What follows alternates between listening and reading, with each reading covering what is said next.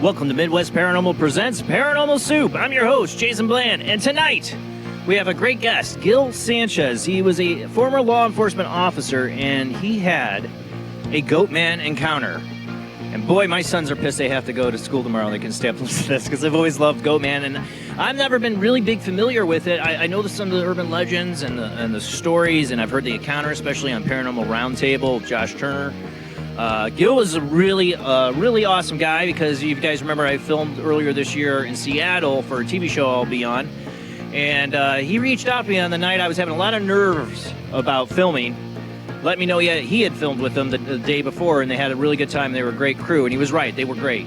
And he really helped me that night. I was really kind of having trouble sleeping. So when I asked him what his encounter was, he said, why was he on the show? He said, Goatman. Well, I have to have him on the show because I've never had a guest on the show about Goatman. And my sons have asked me this for 10 years. When are you going to have somebody on about Goatman? Well, I mean, we've talked about Goatman, but I've never had a guest that's had an actual experience on the show. So we're going to have him on. Of course, lots of weird to get to. Even a listener is known as Jim Rat to the show who calls in, sent us some UFO beam footage. We'll be showing here in a few minutes on the World Wide Web of Weird. So we got a lot of weird to get to. So let's go ahead and get rolling into the show.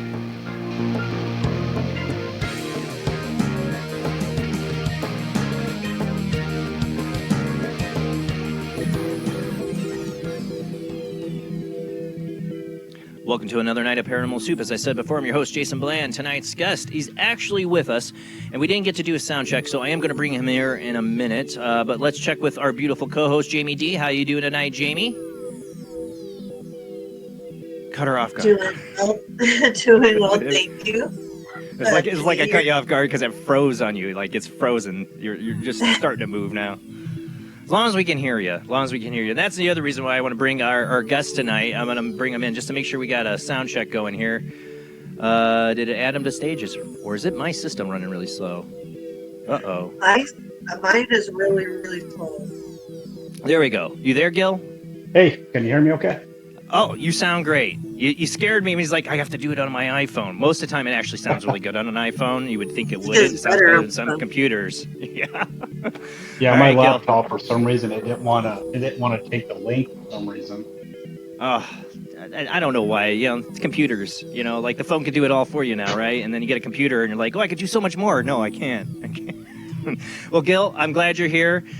Feel free to comment. We got a news segment. It's called the World Wide Web of Weird. You want to join in on any of this?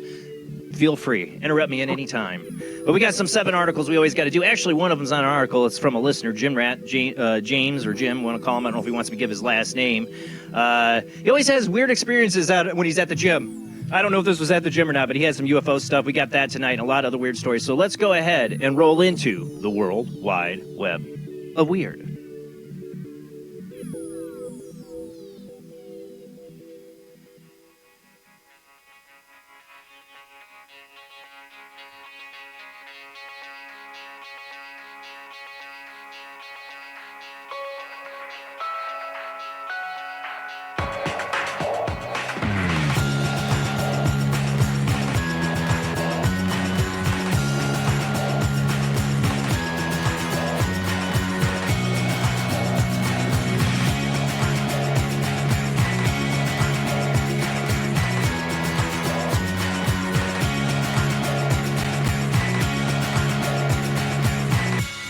Tonight on the World Wide Web of Weird, we're going to start off with the ongoing story. Are we going back to the moon?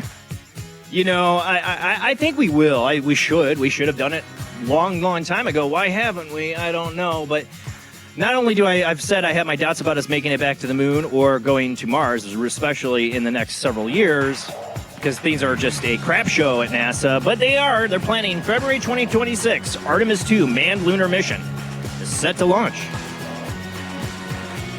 For those listening on the Paranormal Soup radio network on TalkStream Live's Paranormal Radio app, we are a webcast streaming out live to Facebook, YouTube, and Twitch. But if you want to listen, I will narrate as best as possible, which isn't great at all. But hey, just hang in there. All right. Image file. No Rob tonight. He's got a little bug. We want him to get his rest tonight. If you're listening, Rob, I hope you feel better. So I'm running the World Wide Web Weird, so you know that's going to be awful.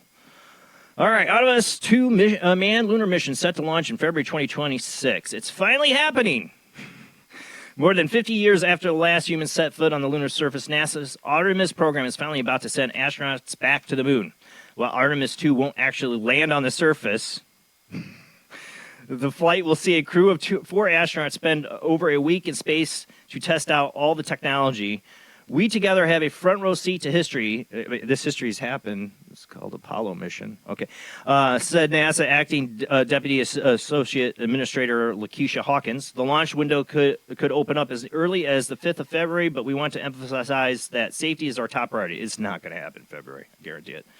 The astronauts going on the mission will be NASA's Reed Wiseman, Victor Glover, Christian Koch, as well as Jeremy Hansen of the Canadian Space Agency. They will be the first humans to venture beyond near-Earth's orbit since 1972. Do you hear the disappointment in my voice? It's successful. Artemis 2 will pave the way for Artemis 3, the actual manned moon landing, which should take place sometime before the end of the decade. Like, we're not going to Mars, like Elon Musk keeps thinking, we're not making it to the moon before the end of the decade to land on it. I mean, what the heck? Right. Right. Well, the argument's been that we never went. Yeah. I'm not one of those people that believe that. I do think we went. I'm pretty damn sure we went. I think we went and we saw aliens, and they're like, yeah, we can't keep going there. They told us not to. I don't know. Amy O., I saw your comment about Goatman, about your ex-boyfriend's little brother had a Goatman story out of Colorado near Indian Res. We'll get back to that. Interested in that. All right. Let's go ahead. Get to the next one. Oh, remove. I'm so bad at this. All right. All right. This is going to be a bunch of videos. I don't have a lot of times from this. And let me get the email. I was going to pull up the original email he sent me. What did he say? Kind of just started sending me these videos, and now it's not loading the original email. But James, known as Jim Rat, you remember him? He called in and had the weird encounter with the man in black and the homeless people. Remember that? He's got T24 when Paulina and I originally spoke. February. All right, so I got to mute this one here. He was listening to a podcast at this point, so I don't know if he was at the gym working out listening to a podcast. But I don't know what this is that he's seeing up in the sky. I got about 4 videos. I think he gave me 5. I think I missed one. A couple of them got podcasts in the background, so I got to, mute it. I don't know if we're going to... where's the fast forward? This is, I think, his first video. He started recording it, and it might be hard for you guys to see. I didn't get a chance to enhance anything yet. Let me go to the other one. It's like it's blocking it, like it's... Hold on. Let me remove this one. Let me go to a different one. Video file. This is the first one. I don't know if I had it in order. Or did I just grab the same video? It's hard to see here, but it starts to do. I don't know what this is, to be honest. When you start to see it, it might be really hard for you to see it. And Rob is here. What's this do? Does this? Oh, that just does that. Let me. I know. I want to find the one. He has one of the videos. It's just. I'm like, okay, I really don't know what this is. Hold on. Let's go to the second one. I guess understand and. There we go. All right, here. This is. You can really start to see it. I don't know. It's like something in the air moving alive. I wish I could zoom in on this. I wish I had time. I was very busy this week. I apologize, Jim. I wanted to get a chance to zoom in on these and edit it some more, and I literally had no time this weekend. Boy's birthday sleepover party drained me. But I don't know what this is. Are you able to see it, Jamie? The wish little I could white. have got a zoom in on it. The little white squiggle. Yeah, see, it looks like a little white squiggle. That's why I wish I would have done the zoom in on it, because I zoomed in on it, but it didn't edit it, and it's so weird looking. I don't know what it is. Let me see if I can get a different one. Where did he say he got it? He didn't say, I don't think. I was trying to find the original email. California? San Francisco. Okay, because we just started having all sorts. I can show you a big one wrapped around those Webster things. these strands and strands of white stuff started falling from the sky all up and down the Yeah, state. that's what There's he's these recording. spider webs, and I think they fly from like Asia even, but some will have like spider pieces in it. I could show you like a big one right now. Wow, anybody with arachnophobia, that's got to be their worst freaking nightmare. So you're saying And it's what like James got here yeah. is this weird flying insect. I think I've heard of this before. Well, it's the They use their web. web. It's the web, but it like picks them up in the air and it floats. Yes, Is it from Asia? I believe so. I stopped reading when I was getting to that part. What Is does he that get? almost like the same thing that happens up and there's a small town in Australia that happens to they get this whole area that just like overnight just is totally covered in spider webs. Yeah. Yeah, I've seen that. Like I said, arachnophobia is where some of arachnophobia's worst nightmare there. Huh, that would make sense. And like I said, yeah, you said California. I think he said San Francisco in his email. Yeah, because I asked him where he got it. Let me see another one. Hold on. Wait, well, I you don't want do to take up that. too much time with this one, but go ahead. Oh, I think this is the other one I didn't. Can you describe her and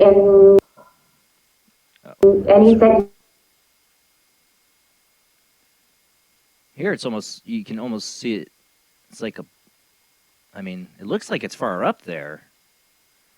Yeah, it's really far in the air. Yeah, so it made me hard to think that it's just this. I mean, how big do these things get? I wonder. But it is weird. It moves like it's weird. It's not like a total like it's stringy at times the way it moves in the air. When I was watching, I wish I would have got this. Right, It's look hard at for people to this. see. Can you see this with the green light? Yeah. This is a Spider. big clump of it. It went across Oh. from the house to the tree.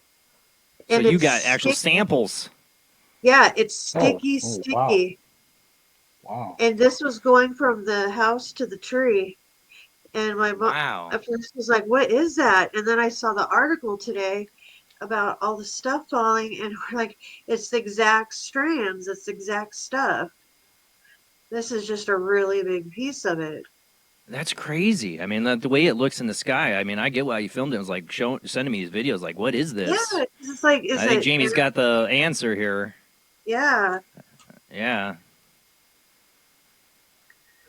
I'm gonna go put It's this weird. back I out. wish I could have zoomed in on it so people could really see the stringiness of it. Because when she said stringiness, I'm like, yeah, that's what you see when you zoom in on it. I wish I would have done that. But thank you, Jim. If you, like Jim here, is a fan of the show, you have anything like that, it's Paranormal Soup, the letter J, and my last name Bland. So Paranormal Soup, jbland@gmail.com. Email me there with your stories or photos, or just let me know if I can use it on the show. Stipulate that for me, or I'll be emailing you back asking if I can. But just always let me know. All right, let's move on. I'm going to run out of time. All right, next up. Number 3. What was number 3? Oh, so... Oh, all right, here we go. Number 3, right? We talked about the cattle mutilations in Utah. Well, now the ranchers have enlisted paranormal investigators to help figure out what's going on. A Utah rancher lost one of his bulls to a cattle mutilation earlier this summer and enlisted paranormal researchers and other experts to look at the curious case, and their collective findings were rather remarkable. Paul Martinez discovered the downed animal on his property back in July, and the incident made headlines in late August. Speaking to a local media outlet last week, the rancher revealed several intriguing details about the case that came to light throughout the summer when he allowed an array of intrigued individuals to examine the animals on the scene of the strange I am not able to talk. This is what happens when you've had no sleep over the weekend. Strange slaying. The first such weird insight came to light around 10 weeks after the incident when livestock investigator Rob Wilcox used a metal detector on the down bull, which remained where it had been killed. Strangely, he noted something about the creature's carcass or the land around it activated the device. Even stranger was that following his visit to the site, the metal detector stopped functioning. Meanwhile, paranormal investigators Ryan Burns, who was also brought in to study the situation, recounted how the land around the down bull was particularly peculiar in that it was like walking on memory foam, which only held tracks for about an hour before they just disappeared. Another interested party invited to the visit the ranch was Dustin Elkelson, who serves as the director of the Mutual UFO Network Utah branch. He extracted soil samples from the location of the mutilation as well as 25 feet away and sent them off to a lab for testing. While the results were fairly routine, a significant difference in sulfur levels stood out as being unusual to Eccleston. Similar tests by Utah's Department of Agriculture found contrasting calcium and iron levels between the target area and control area.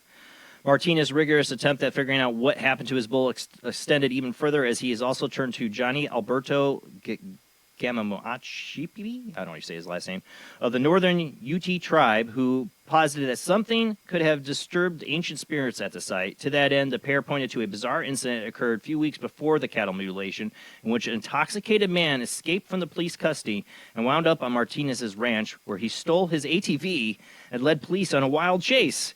He might be possessed by some demons, Gamoachipi, I don't know how to say his name, used, suggesting that the sinister spirit then somehow turned their attentions to the unfortunate bull. Ultimately, the rancher's dodged pursuit left him with more questions than answers regarding the puzzling incident. That said, Martinez should be commended for the length he went in his quest to solve the case and his willingness to share the fruits of those efforts with the public, as only rarely hears of the aftermath of a cattle mutilation event once its initial headlines. And that's why I kind of wanted to cover this, because we'll talk about it, and then you don't ever hear whatever happens, because they usually just are going, we don't know. We don't know what killed it. Weird, and they have weird findings. So I don't know what cattle mutilations are. I've heard all the different theories. I don't know what to say. And for some reason, my chat thing does not want to keep scrolling down. I have to look down at it. Ugh. Technical problems. But, when I was working at the sheriff's department in Colorado, I actually did a cattle mutilation. Really? Yeah. See, hold that thought on that. We get to that. I would talk about that too. Yeah, it's something I've talked to Linda Moulton Howell through email. I tried to get her on the show, but my show's too late. But I totally, she did a lot of the groundwork on this back in the day, and it's just something that is it the government? Is it aliens? Why would they have to do that? Is it people? Is it satanic cults? Is it pranks? Is it hoaxers? Is it all the above? I couldn't tell you.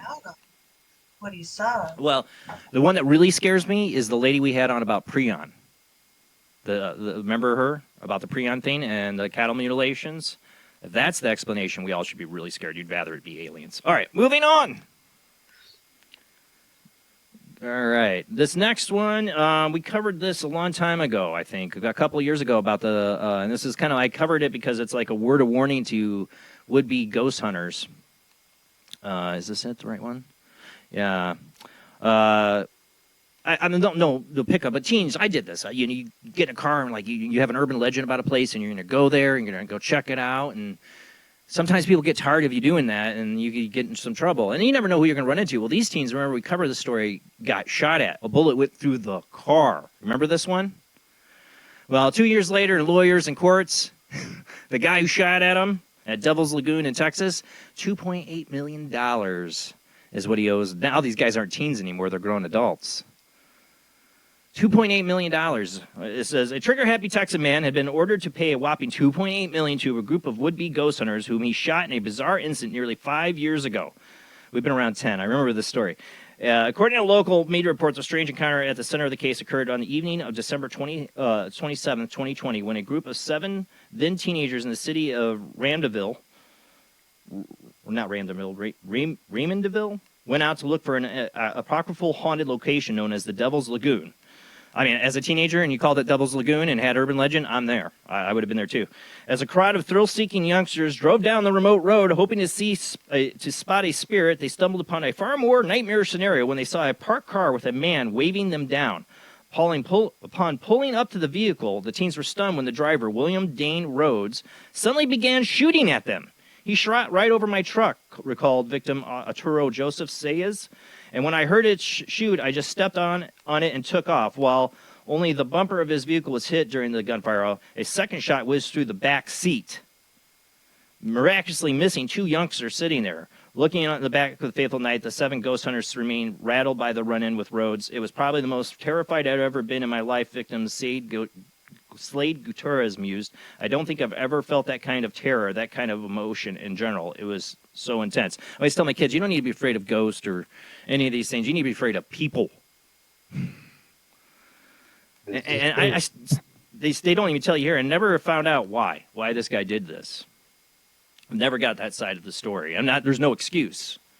And, We you have it know, here all the time now on the California 580, 680. Constantly people just shooting at people's cars. yep. And then All here, of a my dad sudden, right now was at my son's birthday party, and I feel bad. I apologize, Dad. He is totally against having guns, and we disagree. But I get his sentiment because of stupid crap like this. Because people are stupid, but the problem is, it's a utopia idea that we can just get rid of guns because they're all over the place. Hell, you can see 3D print them now. That's the problem. But yes, one thing I agree with my dad is that too many stupid people have guns. That's the problem. and people always find a way. And criminals Yeah. don't usually tend to follow the rules. No, generally they don't. But I get the sentiment why people think we should get rid of guns when you have idiots like this. You know, Yeah, could have well, killed they a had- couple teenagers. They had another person that shot up a church in Michigan today. Yeah, I Today, saw that. no. Yeah, we had that too. What Yeah, my mom added to this is what I agree with her 100%. We have a lot of mental illness in this country. And a exactly. lot of problems and a lot of Definitely. dehumanizing of people and a lot of issues. And it just seems that to me, you can take away the guns, people go around and stab people or build bombs or Drive do their anything cars crazy. through people. Let's stop the crazy. Let's stop like what people need help or friends or I don't know. God. Like the one guy maybe. had a rap sheet of like 14 incidents or something. People knew Yeah. that he was someone to be watched. Yeah. Yeah. It's the thing we are drugs are we got Drugs are bad. and you got mental illness, you got all these other things and High deadly stress weapons. Situation. When we're going to start having 3D or we're going to start having robots too, and is somebody going to reprogram the robot to go kill somebody? You know, that's a Black Mirror episode for you. All right, well, let me get rid of that. Let's on to number 5. This one even makes me more happy. No, it does not. Sarcasm. Because Jamie sent me this one, I had to talk. New digital ID scheme to be rolled out across the UK. New digital ID scheme will help combat illegal working while making it easier for the vast majority of people to use vital government services. Digital ID will be mandatory for right-to-work checks by the end of Parliament.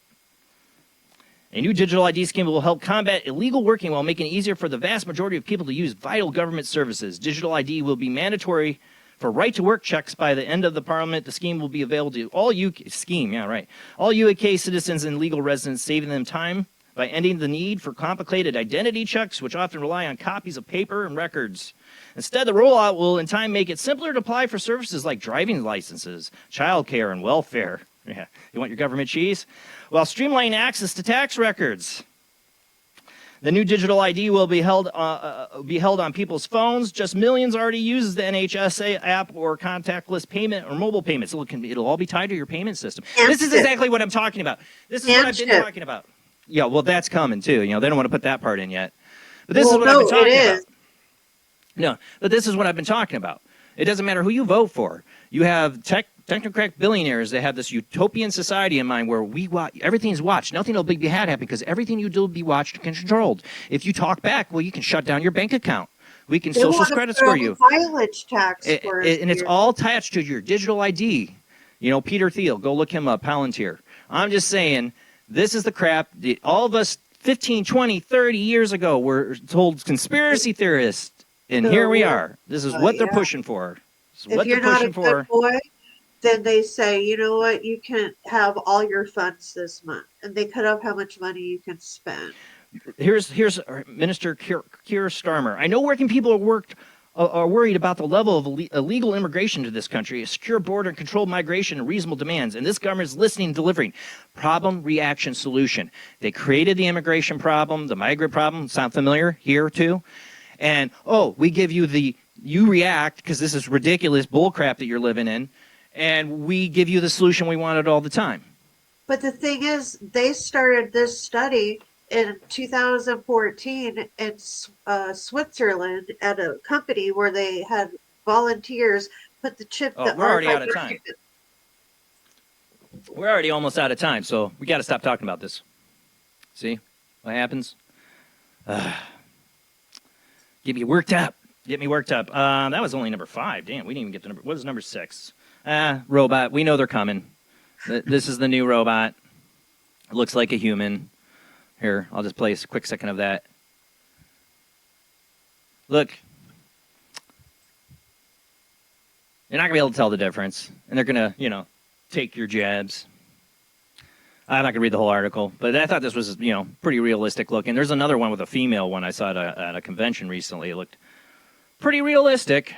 Does it do the zoom in? And when it zooms in on this guy, too, it reminds me of the eyes from Westworld. You remember Westworld where the eyes would shine? Look, right there. You see that? That's totally like something out of Westworld, like the original Westworld. All right. We got one more thing really quick, because I know we're going to run out of time. We're already out of time, but I didn't want to cover anything to do with Charlie Kirk or anything like that because we don't do politics. I don't care about politics, and this is not about politics. But I want to play this because what was I talking about last week? Reason number 77: we're living in a simulation. Have you seen this? The Snake Eyes saying, I said we live in a. The God talks to us through synchronicities.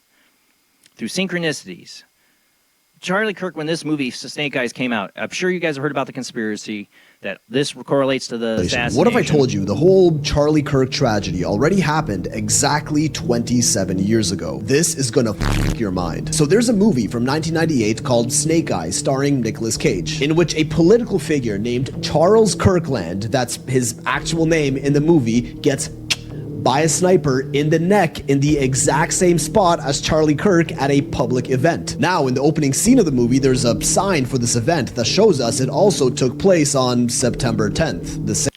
Not correct. That's not correct. I've actually seen this movie. It's September 19th, but it blurs it out. It makes it look like September 10th. But it's still weird. Same day, it happened during a boxing event headlined by a boxer named Tyler the Executioner. Tyler Robinson is being accused of committing the execution in real life. During the scene, Cage is heard asking about his lucky number, while we see someone holding up a giant 7. Recently, Elon Musk announced that every spacecraft launched in 2026 will bear the number 77 as a tribute to Charlie Kirk. Why? I think that one's a stretch. 77? I don't know. Maybe someone can tell me. If it wasn't obvious enough, there's also this massive all-seeing eye on a blimp or something watching the entire sequence of events go down. That's because the movie is called Snake Eyes, and 2025 also happens to be the year of the snake. Promotional posters for the film feature the tagline, "Believe everything except your eyes." Oh, and was also filmed in the Trump Hotel in Atlantic City. Funnier note, though, is my wife works for a lady. She goes, have you seen that whole Snake Eyes thing? This is how my wife found out about it. She goes, I was an extra on that movie, and we filmed that at the trial. We're way over time. I'm so sorry, Gil. We'll be getting there. I just wanted to cover this because I was talking about, I believe, like, Charlie Kirk was like, 7 or 8 when this movie came out? So don't tell me they pre-planned all this stuff. No, I believe, like, the wreck of the Titan, 18 years before the Titanic. The odd similarities between JFK and Abraham Lincoln. I think God, the force, whatever, communicates through synchronicities in weird ways, through people's creativity. It's just my thought on it. The other weird thing is about that whole Tyler the Executioner. He's the boxer in the movie. I've seen this movie. He's the boxer in the movie who takes a fall, and he knowingly, so he doesn't know that it's going to be a killer, but he's part of the plot. He takes a fall so the sniper can take a shot, and nobody notices. Or, sees the sniper so he can get away or something like that. If I remember right. It's been a long time since I've seen it. It's up on Prime if you want to go see for yourself. But that's it for the World Wide Web. We went way over. I apologize, Gil. We got a lot to get to. Let's go ahead and we're going to roll to our commercial break. We'll be back with Gil Sanchez. We're going to talk about his Goatman encounter in Colorado. Just hang in there. It'll be a short break.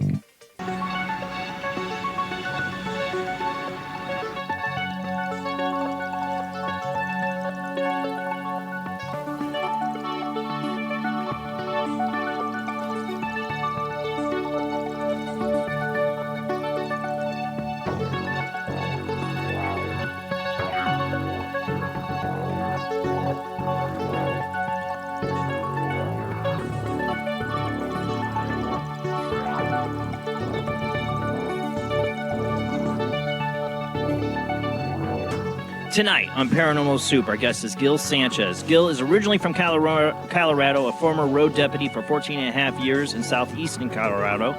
During his law enforcement career in Colorado, he patrolled a county area that was 4,700 square miles.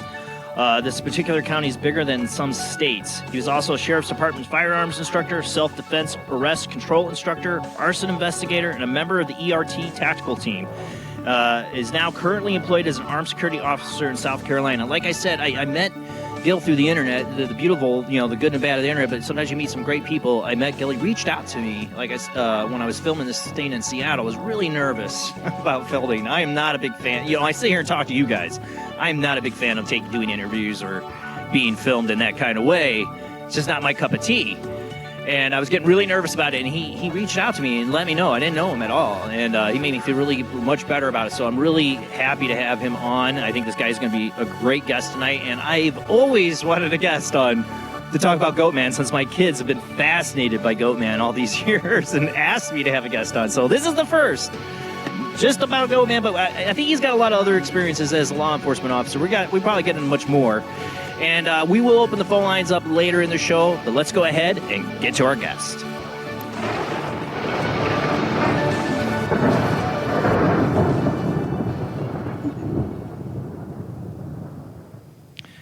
Thank you for coming on the show, Gil. It's an honor to have you on.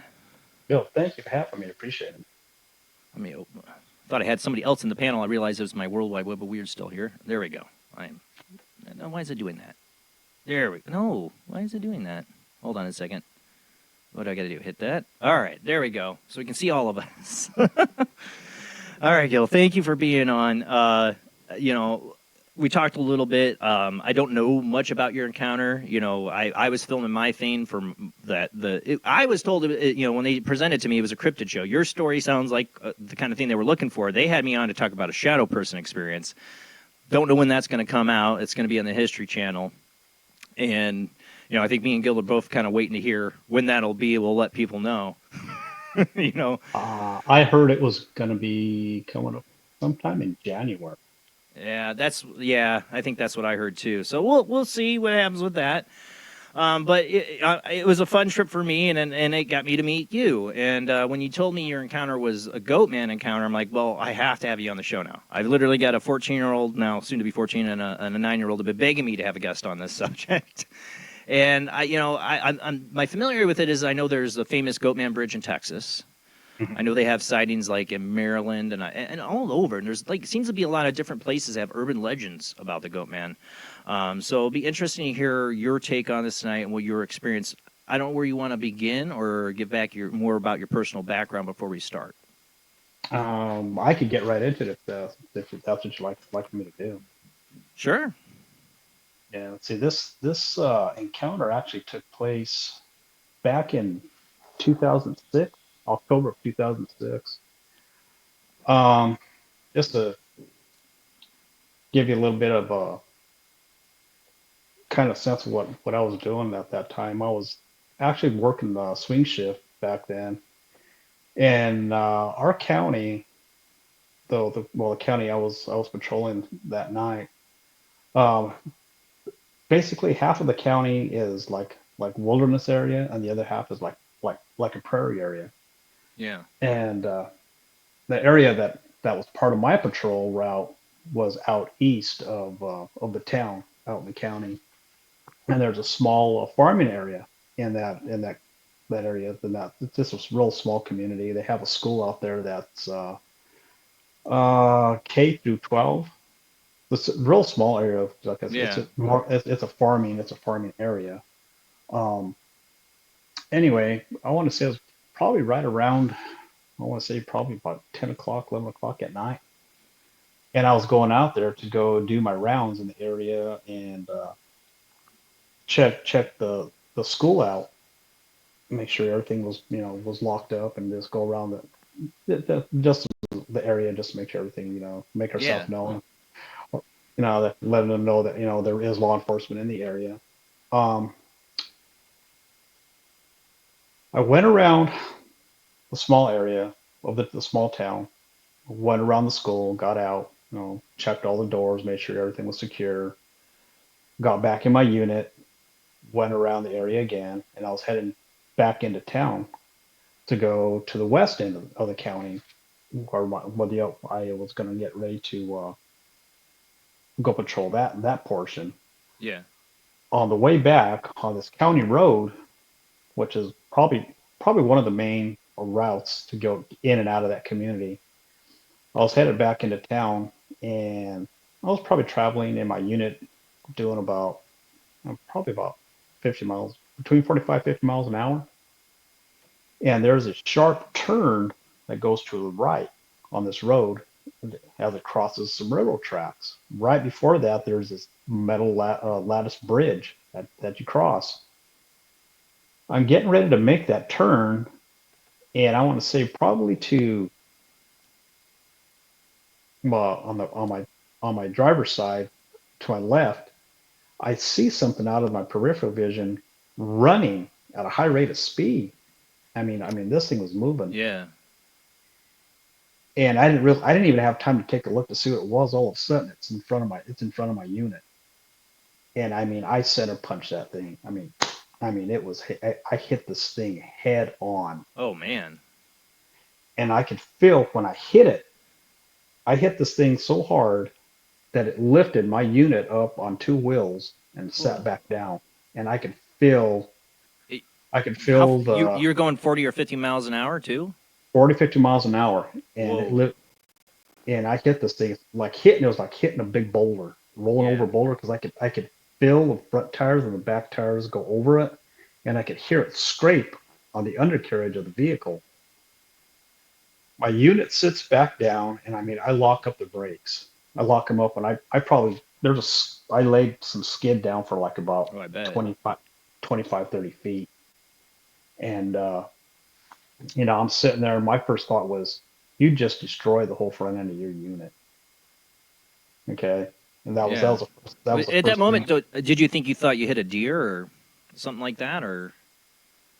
At that point, I was in a state of shock, I Yeah. want to say, because, well, I'll get to that because I got a pretty good look at exactly what it was I hit. that's what I was just wondering because you said it was running up and then it was right in front of you, and then your instinct Yeah.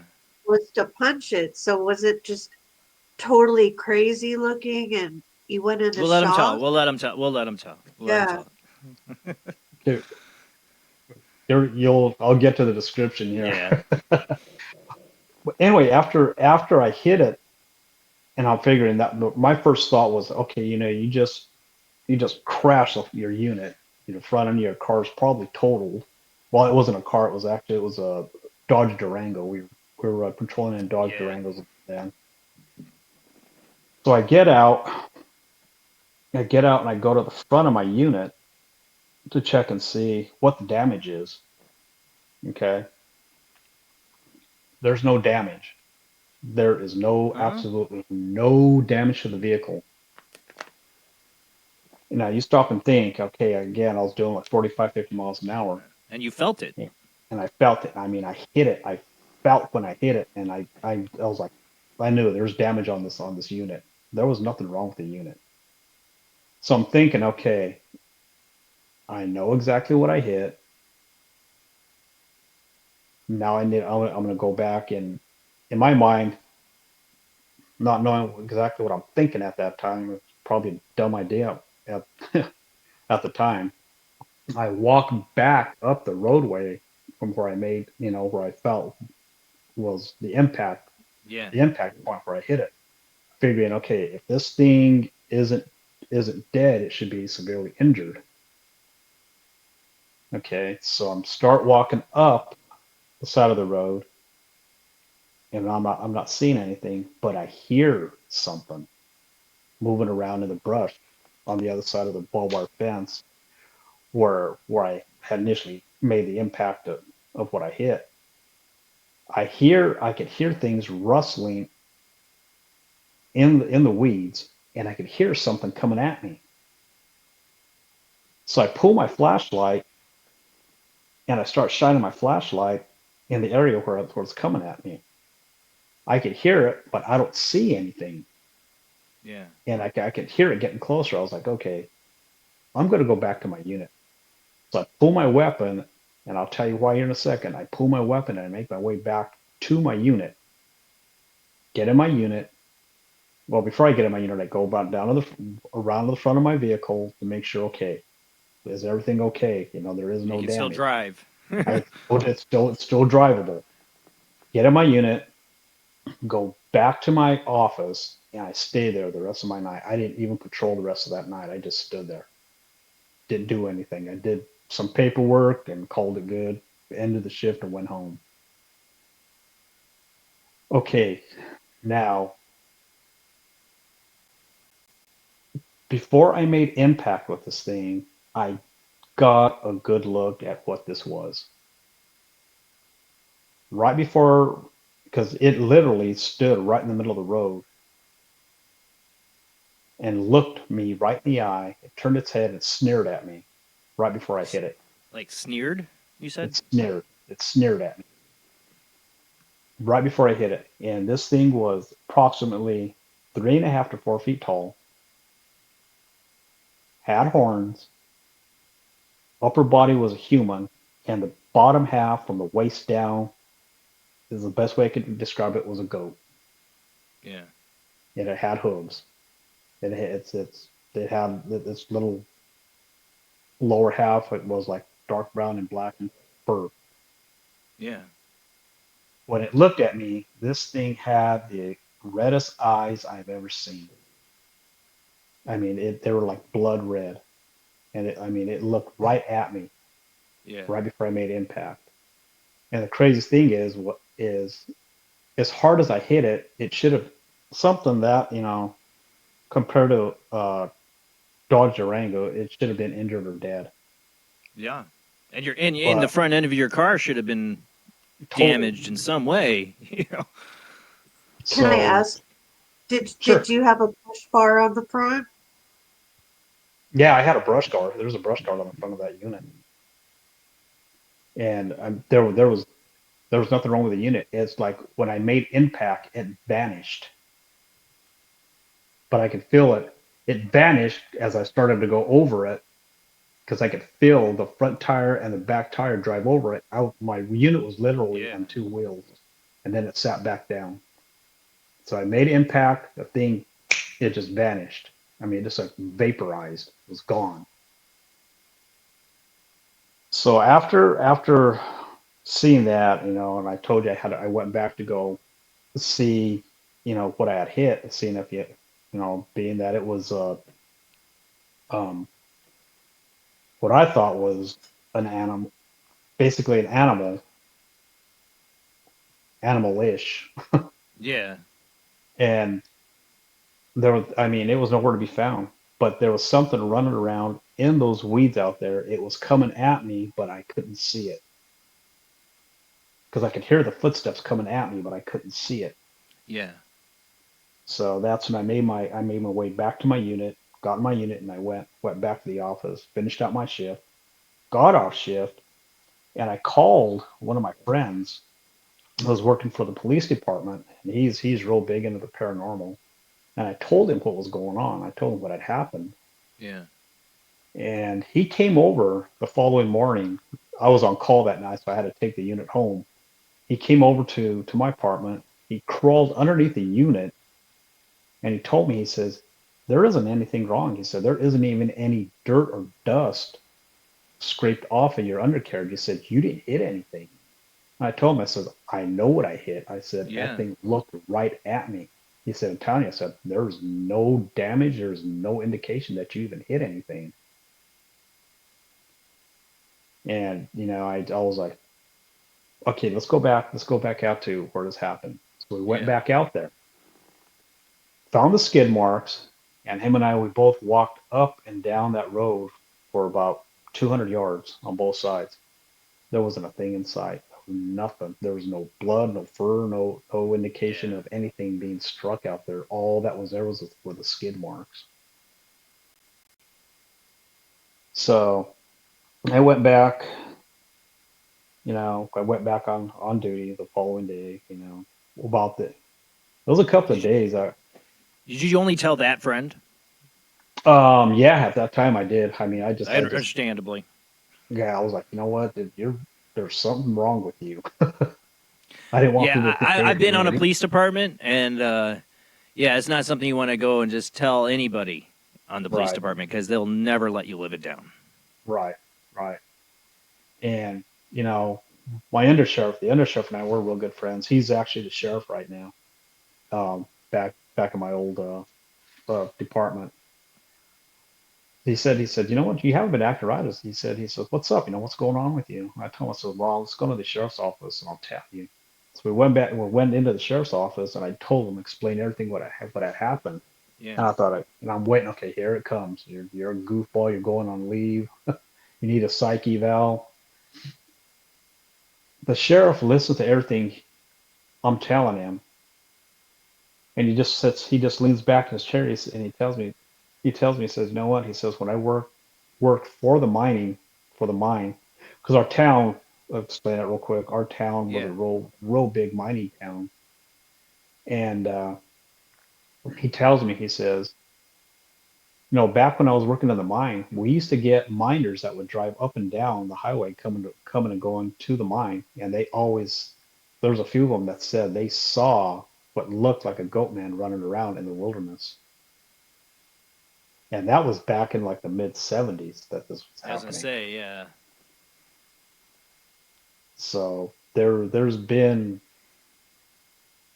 and I vaguely remember as a kid hearing, stories about the goat man, but to actually encounter one and actually run it over, And for that there to that be was nothing left, no evidence, nothing physical, just you're feeling it, feeling the car right, shift like it did, and you hit something, and then no damage, no nothing there. nothing. We get into this topic about it's easy for people to think like Bigfoot is a real creature out in the woods hiding, and he's like my shirt says, the hide and seek champion. But then you get people that are like, well, no, there's a paranormal aspects to the Bigfoot, and then you get into Dogman, and definitely start thinking there's paranormal aspects that these things aren't physically really here, but people are seeing them, or walk-ins, or things like that. And then once you get down into the Goat Man, you really start thinking that's the case. Because what's going to be like that running around? Now, that road you were on, is that the same road these miners would be on? No, this was actually on the opposite end of the county. Okay. For this took place where my incident took place was east of the county. The mines are out west. They're more up into the hill and mountain area.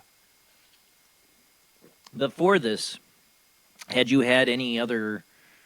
I always ask this of anybody if I'm investigating a paranormal. Usually, it's a haunted house situation, but have you had any other paranormal experiences before Um, this?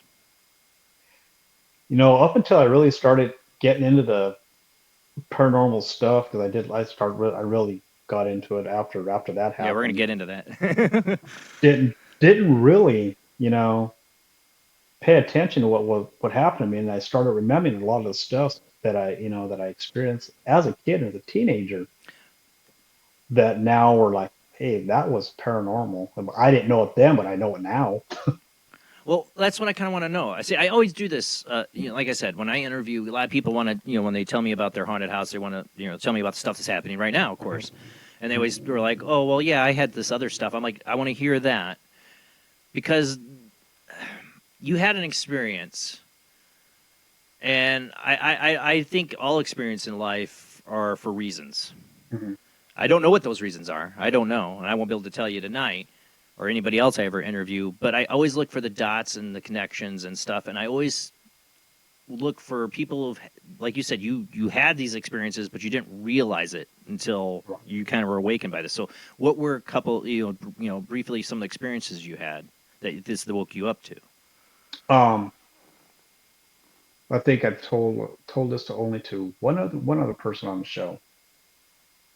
When I was a child, I want to say probably around the age of 3 or 4. I used to go. My mom, and myself, they would go to my grandparents' house, and they would, put me down for a nap. This is wild. They put me down for a nap, and every time I would go into that room and I'd go down, they lay me down for that nap. I would always get visited by this guy that would slide this panel back on the ceiling, grab my hand, and take me on trips, and then he'd bring me back. So it's like you'd see a panel like on the wall or No, it was something. Oh, in the ceiling. It was in the in the ceiling. ceiling, In and the he'd like ceiling. reach. You'd see a hand and an arm. All I would see was just like this panel. It would slide back. He'd put his hand out to me. I'd grab it, and he'd take me. And it was always like a flying sensation. And he would take me to different places, bring me back, and put me to bed. Hmm. See, my similarity to that is, I did this whole Seattle thing with the shadow person. Is when it had attacked me at night, I always swear it was ripping me out of my body, my astral body, whatever, and taking me and showing me things. Mine was a very bad experience as a teenager. Yours was a childhood experience, but that's weird. That is something like that. What would it show you? Do you remember anything at all? Or It was what I remember. It was always different places, always land, always in a different land area, always like a different area. I don't know if it was a different country, different part of the state, but it was always a land area, just open land. Hmm. But I could always remember that sensation of like flying with him like through the sky and then coming back. And I even asked my mom before she passed away. I asked her, I said, "Do you remember me ever disappearing when I was a kid?" And she was like, "No." And she asked me why, and I told her, and she's like, "Why didn't you ever tell me this before?" And I was like, "I don't know." I said, I don't know. I didn't want you to think I was some kid that was cracking up. Yeah. How old were you when you were having those experiences? I was like 3 or 4 years old. Yeah. But and That's usually the age when these kids are, it's a lot of times having a lot of these experiences. It's like that window of time where you're just old enough to remember hmm and communicate it, but it's hmm also that window's closing very quickly for yeah, that age. Because once they hit 5 or 6, a lot of time, most of the time, not always, these experiences kind of fade away and go away. yeah. And I actually remember what this guy looked like. That's I what I was still going to do. ask. He's a tall, slender guy.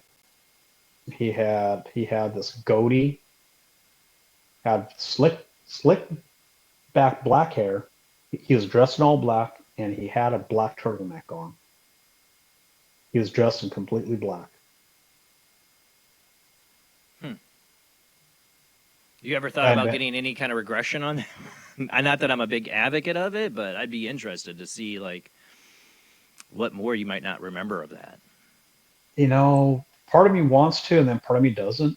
I feel I have that same feeling about my own experiences with Yeah, it. It's like, do you want, do you trust it? Is it just your imagination? I've yeah, had hypnotherapists, people that do this stuff on. I'm not trying to knock what they do. It's just my thoughts on it.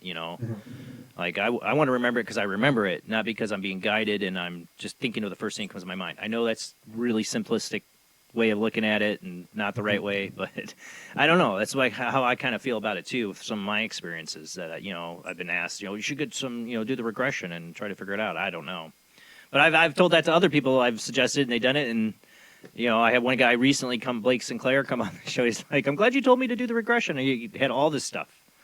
You got the 1947 Roswell thing. His dad had worked at Roswell Yeah. and saw Oh, aliens. nice, nice. Yeah, May I it was. ask, Yeah. did he have hands or were there gloves? Nope, he was barehanded. He had black pants on. He was dressed completely in black,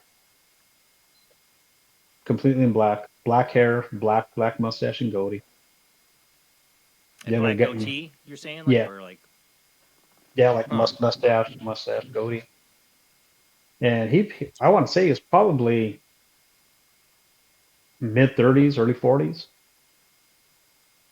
Never attempted to harm me at all. It You was didn't seem like you were frightened by it, obviously. no, no. You know, Yeah, I wasn't afraid of him at all. that totally says something to me. If you're not, I mean, 3 or 4 could be weird. Who knows what goes on a 3 or 4 year old's brain at that time, but like an intuitive knowing that you knew you were all right with whatever this being was. Right. I mean, You it know, was I had no fear of him for yeah. some reason. I did not I wasn't afraid of him. Have you ever seen UFOs or seen a UFO? I've seen I've seen a couple of unexplainable lights while I was working on the sheriff's department. See, well, this is why I ask these things because I call the show Paranormal Soup because I feel all Hmm. these things are connected in some way. You know, like there's some universal theory of the paranormal that could connect all these things in some sense. Maybe I don't know, or maybe not. But you know, that's why I ask because I mean I've never had a cryptid experience like you know, like that. I've had the UFO and ghost and demonic or whatever you Hmm. want to call it experiences. But I feel like they're all tied, especially when you know this Goatman experience. You see it. You see this unusual creature, half person, whatever it is, with red eyes. You feel the Yep. impact, and there's no physical evidence. This tells me that you felt it. So it's partly physically here in our reality in some sense, at some moment. It's not just your mind seeing it. Right, right. And the But best at the way I same can time, it can disappear. right. And to get a better visual of what this thing looked like, I don't know if you ever seen the Chronicles of Narnia. Oh, well, yeah, of course. Remember Mr. Was it Yeah, Timnus? yeah. That's the best way I can describe what this thing looked like. But like, Did it have like and a human face? yeah, it had a human face. Its whole upper body was human. It Except was for like the horns. It had horns though in its head. yeah, Yeah, like two little horns that were poking two out little the front. horns. Yeah, Well, you and it know, was so I mean, if you talk about you know, Chronicles of Narnia, who is it? That wrote that? T.S. Eliot? No, trying to remember who wrote oh Chronicles of Narnia. Lewis. Lewis. Yes, C.S. Lewis. C.S. Yeah, Lewis. yeah, Thank just you, Lewis. C.S. Lewis. You know, he was very into Christian mythology and all this stuff, but Goatman, like, you know, or that character, you know, you're getting into the ideas like the of folklore of like Pan and Hmm. the wild man and stuff like that. And Right. here you are with this thing. You see, it's out. Where is it? Out in the the country, the woods, out in the middle of nowhere. That people have seen. I think things like what you saw for hundreds, thousands of years. Why there's been Goatman. If you look at paintings and art and stuff and religion and mythology, this a description of a half man, half goat kind of thing has been around for a long, long time. Why? Yeah. Because I think people have had an encounter like you did. Right. Now, did you find out any other like history of that, anything with that road or that area? There's uh there's a lot of history with that area. And this is just from my experience being out there. I had been called on several calls out there of trespassing, going out there and looking in the area and finding makeshift altars, um, pentagrams. There was definitely some black magic that was going on out there for See, sure. this is why I ask these questions. Yeah. I also have a theory on some of these things too. Is like, yeah, can occult practitioners that are doing these kind of rituals, are they calling forth these kind of things? My Christian friends would say yes. That this is something demonic you saw. Do you feel like it was evil? Like, did you feel evil, like demonic or Oh, something it like was that? this this was definitely evil. I mean, this thing had ill intent, guaranteed. I mean, the snare that it gave me right before I made impact told me everything I needed to know, and me like a goofball after hitting it, get out of my unit and go looking for it. Well, I mean, obviously, I knew you were scared. For a law enforcement officer to decide to draw their weapon, Yeah, right? that thought kind of, that thought's going through your head. You're like, okay, you just hit this thing with a Dodge Durango. You have a 9mm. This isn't going to help. No, I don't think any gun would help with something like that. Honestly, if No. it wanted to do it, I mean, if it can get hit by your car and still out in the field ready to mess with you, I Right. don't think a 9mm bullet's going to do much, No. or even the whole mag. But at that time, I would have done the same, pulled my weapon, and then got in my car and left. That's survival instincts, people. You do that. Yes. Yes. So I mean, like, how did this affect you after this incident? Like, what did this do to you? It, it opened up. You want to talk about busting somebody's paradigm? I mean, I was just shot. I was like, what is, what is, what is real reality? What exactly is on the other side? What exists out there that we don't know about? And the more research I started to do, and the deeper I started to look into it, and they talk about the thinning of the veil. And sometimes things for people like me, sometimes when you're looking, things will look back. When you're driving, they say you're in a hypnotic state. It could have been, Or, yeah, you know. I have a story about that one too, but we can Go get into ahead. that later. We can get into it later, but you know what Yeah. I'm saying? Like, in a sense, your perceptions could have been somewhat open to it, maybe because of that. Mhm. But Right. again, you physically felt this thing. That's where it's like where it gets weird. It's like my mom and dad were over for my son's birthday, and she goes, "Your dad's heard you talk about your Bigfoot," because my dad's like, "I believe a lot of this paranormal stuff." He's a very science kind of guy. He's like, "I believe a Mhm. lot of the paranormal stuff you're talking about, like psychokinesis, telepathy, and ghost even, and aliens too. But the one thing I can't buy is Bigfoot." And I pick on him. Because and I was like, because I've never seen a Bigfoot either, but I believe because I've had so many people on this show and people that have had these encounters, and he's like, well, the mind can play tricks on you. Well, why would the mind be out there playing tricks on you? In the middle of the road, make you feel Right. something like that. Right. I mean, it's like, yeah, you hit a deer, and you thought for a moment it was Goatman, fine, but then you'd find a dead deer and the story over. Right. Right. There's something more going on here. I don't think it's just the mind playing tricks on you. I just don't buy that. And same with that goes for everybody's Bigfoot encounters. There's too much stuff going on. Details, smells, feelings, telepathy sometimes, You didn't feel like you got any telepathic messages from this, because that's a big one for Dogman. I've had people on. No, there was definitely no telepathy. It was No. impact. It It told you was everything in the impact. sneer. Yeah, everything. I mean, the eyes is what I'll never forget what those eyes look like. I mean, you're looking at just solid blood red eyes, and these things are staring at you and it's sneering, almost like saying, "Okay, I know you can see me. You're about to run over me, and then I'm going to disappear." But Yeah. it So messes with you when you feel a physical impact, and right. then there's nothing there. It's gone.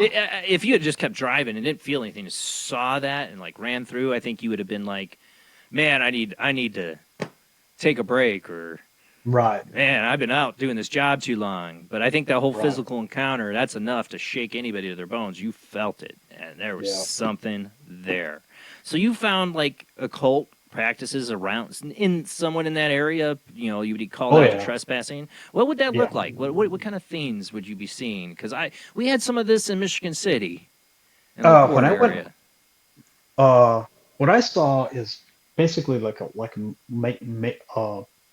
makeshift altar, if you will. I don't know if they're using it for some kind of animal sacrifice or what it was, but I found this. I found different satanic symbols because I looked up what these symbols look like, and I found them.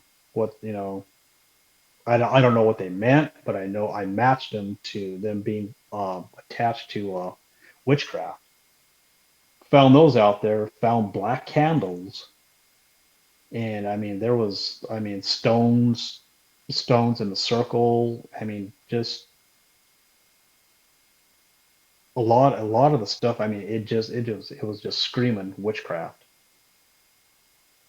I see. It makes me wonder if you found that more than a number of times. Like, did you have, was there some kind of occult practice happening in that area that unleashed this or called it forth? That's what makes you wonder.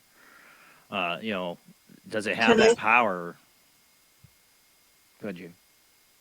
can I throw something out there Yeah. just from my own experience? Say other people did witness the same thing. Having a kind of pagan background myself, I know that the black candles are, even though they look, dark, they're used for cleansing and clarifying. And the stones each have a different purpose. A lot of times people will use them to ward away negative or evil. Usually they'll be like darker stones or Hmm. quartz, things like that. You'll see salt lines, things of that nature. So there definitely could have been magic going on, but it might not have been dark magic. It could have been protection magic. Just something to think about. Well, Hmm. I would think somebody doing dark magic, they got to put up some protection. Yeah. You Well, know? there was definitely pentagrams. I know that. I Yeah. found a lot of pentagrams. Well, Well, that would there's be in those pagan. pinnacles. Yeah, Yeah. there's pinnacles. If it's like upside down, it's usually demonic. If it's a regular star, that's just earth, air, fire, water, Right. Was it spirit. upside down? Would be the It question. it was upside down. Were Okay. there any? Were there any um, remnants like of sacrifice or anything like that? Like animal Um, sacrifice? found some blood. We found some blood, but Okay. we could never determine if it held. Right. It was definitely animal blood. We just didn't know what it was. Yeah. And You're you not gonna. just had that vibe that it was Yeah. bad. Huh? Hmm. Well, I've run across that same kind of scene with an upside down pentagram and stone circle and blood kind of thing here. Yeah, we had out in the forest a place called Posey's Chapel, and you don't go there if you're a Michigan City resident or in that area. Please don't go there because the people that live around there are tired of people going to that cemetery. But people that have weird stuff that happened there, and I swear I had friends that said there was like a certain part you could walk through, you feel like you walked into another dimension. But there were people doing occult practices out there. I saw the evidence of it. And then there's stuff. There's Devil's Bridge. They were definitely killing dogs there and hanging them. And I was told by somebody who worked with the sheriff at that time, he was into the occult. I mean, he had a leather bound or a skin bound Necronomicon. That him and the sheriff were familiar with what was going on down there, and it was a bunch of kids doing satanic practices, but they were doing it because it's like that commercial. Remember the commercial with the kid smoking pot and the dad walks in and he's like, where did you learn this from? And I learned it from you. That these kids were doing it because their parents were in an actual serious occult. Oh, that's horrible. And I've heard of this secret satanic kind of cult in this area, the Beverly Shores area and stuff like that. I don't know. But, the satanic panic, the 80s and that, and they say none of that's real, none of that, there's no secret satanic cults or people doing this. I don't know about that. I've seen evidence with my own eyes that there's some people doing it. Oh, there was that. I know there was. It just makes you wonder, did they unleash something, or is it just not, or it's just they're drawing on the same thing, the same power or whatever or energy that's there. They feel it too and are drawn to it. Yeah. What came first, the chicken or the egg? The thing about it is a lot of these people that get into these practices don't know exactly what they're doing, and they're opening themselves up to things that they have no experience with, and they're messing up with portals that they don't know how to close, and some of these things stay open, and we don't know what's coming in. Yeah. Or they don't think to close them. Right. Well, I think that's a lot to do with if you start getting into occult ritualistic practices, if you haven't really, really taken the time to prepare yourself, cleanse yourself, really, really give yourself, because it's a religion, your focus and faith to it, and you're just willy-nilly messing with it, you're going to have a bad time. That's a guarantee. Yeah. A real bad time. It's like the kids picking up the weed. My son's had his sleepover, and he's like, he knew the answer. He wanted to mess with us. He said, hey, do you mind if we do the Ouija board? I'm like, what is wrong with you, boy? What household have you grown up in? And he knows we have 5 Ouija boards down here, but I collect them, don't use them, It's like tarot decks. I collect them. Well, I did use tarot, but, oh, shoot. Wow, my mic almost fell out. That's a new one. Wow. But he knows, I've taught them, don't go messing with that stuff. Do not do it. You're gonna have a bad time, as they would say in South Park. Don't do it. But sometimes these people are doing it, and maybe they're not seeing what they're releasing. I don't know. I also wonder how much of this, people I've talked about with Dogman and Goatman and all these things is this a demonic manifestation? Is this what the demons look like? Is this their physical manifestation in our reality? And we've given them some kind of gateway here. And you broke its reality or something when you hit it or whatever. I've thought about that quite a bit about that area.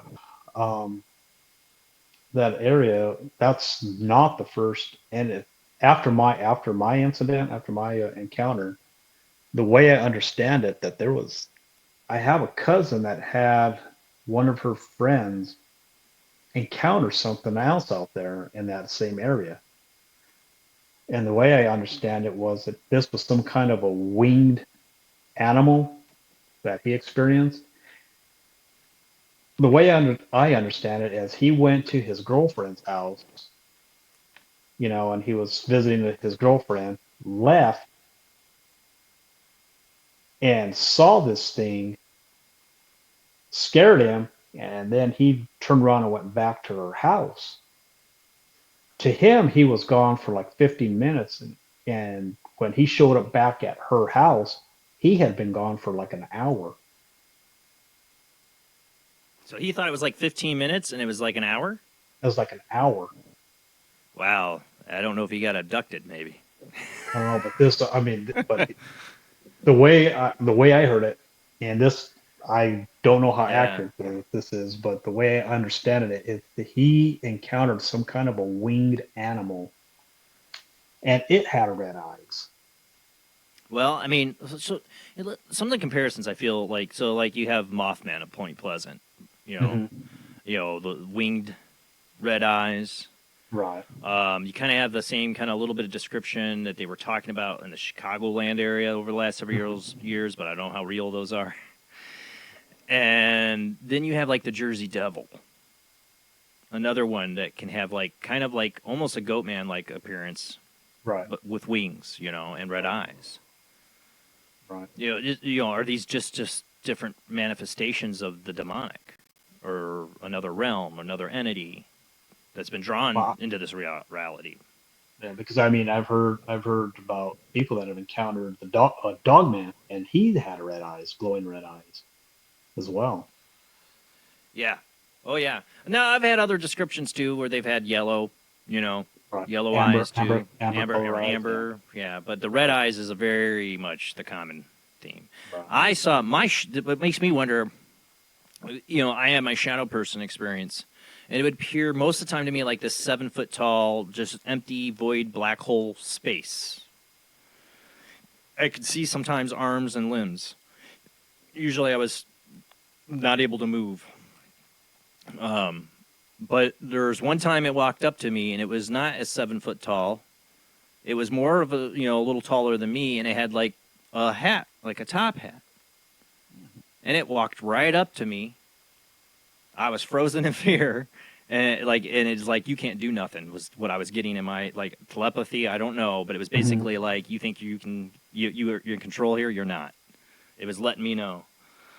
And then another time, years after my experience, I think this thing tried to get to me again when I was really sick, and I swear it started out as a shadow, but then it started to, this red kind of glow started coming, and I could see like a bestial face in it, inside of the shadow. Mm-hmm. Like a Dogman. Oh, wow. It looked like a beast. Wow. That's all I can describe, like a werewolf. It was glowing red in its face. I was so sick with the flu. I was in our apartment, was already extremely haunted. It was our first apartment when I got married to my wife. And I just said, I said, in the name of Jesus, in the name of God, get out of my house. And that was it. It was gone. I already knew I was not going to let this thing get me. I dealt with this thing before. I felt that it was the same thing, but this time it showed its face to me is what I felt like. Showed me more than what it was beyond the shadow. And that's what I wonder, what I was encountering the shadow being is just, you ever remember Harry Potter? Have you seen any of those? You remember they had the Bogart, which is based off Irish mythology and all that. But, you know, it's in the closet and each kid's brought up and it's going to pop out and become their worst fear. Right. And when it comes out, it's like a big shadowy, swirly mess until it becomes their fear, right? Mm-hmm. You know, are these like the Bogart, you know, these things you see? I've described this to, I compare the Utah Skinwalker Ranch and the Bell Witch of the late 1800s instances. They both started with the Bell Witch. It was a father and son in the field, and they ran across a beast in the field, a dog-like creature, but wasn't a dog or a wolf. They couldn't totally describe what this thing was. We have just the retold mythology or folklore of the Bell Witch to know, but that's how it all started. Before all the poltergeist stuff and craziness of the Bell Witch, because it gets way crazier after that, started with them just seeing a beast in the field for the Skinwalker Ranch. Before all the craziness ever started, it started with a father and son, not in a field, but on their ranch. This beast, they couldn't really, what it was a huge black wolf-like kind of beast, was literally biting onto a leg of a cattle, pulling it out. Yeah. Trying to pull it out of the bin. You know, and then all the craziness started from there. My theory is like, are these things some kind of parasitic from another reality that interacts with us all the time, that feed off our fear? And it goes to our first, because when we were a primitive man, what we mainly had to fear was some beast out in the field, some kind of animal or creature that could come kill us. Right. So does it take on that original primal fear of a beast, an animal, or something? And then it goes on from there to do more crazy stuff as it gets stronger with our attention and our fear, and it keeps feeding. It just feeds off that fear. It's a theory I have. I'm not sure, but I've always thought it's interesting that those two, Bell Witch and Skinwalker Ranch, they have all this weird different activity. I mean, Bell Witch, this thing was talking to people. It all started with a beast in the field. That's how I would say. Now just starting to make some of that connection there. This area that where this took place out east of that county, that area has actually been on, I want to say at least 2 different shows that are like Skinwalker's Ranch.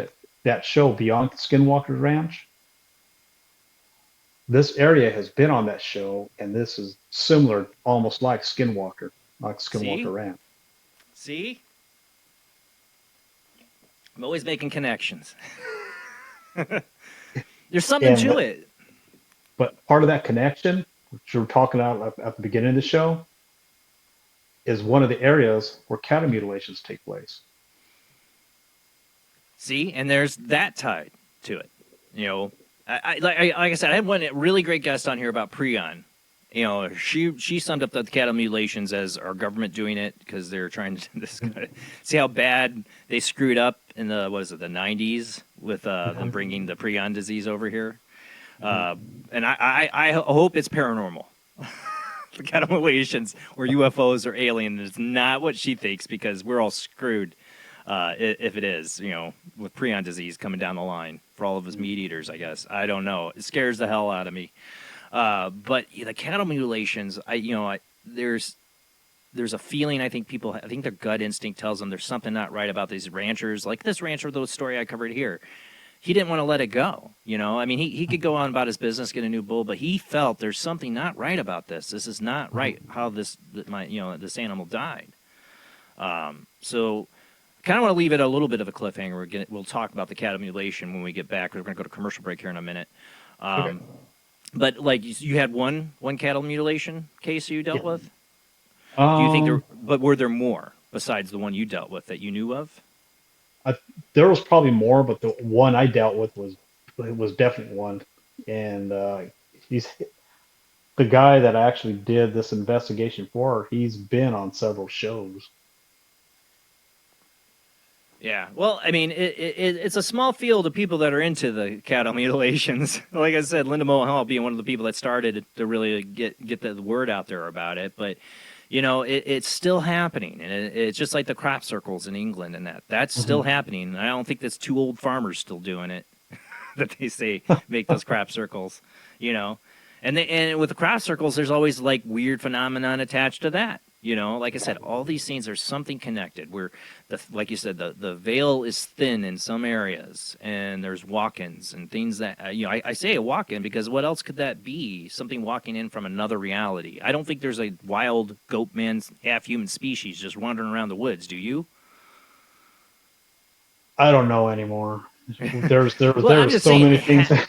it has to be some breaking of the lines of reality. You know, like something emerging from another dimension that's close to ours, or something, or demonic, or whatever religions have talked about it. For Native American, what would be the Native American history of that area?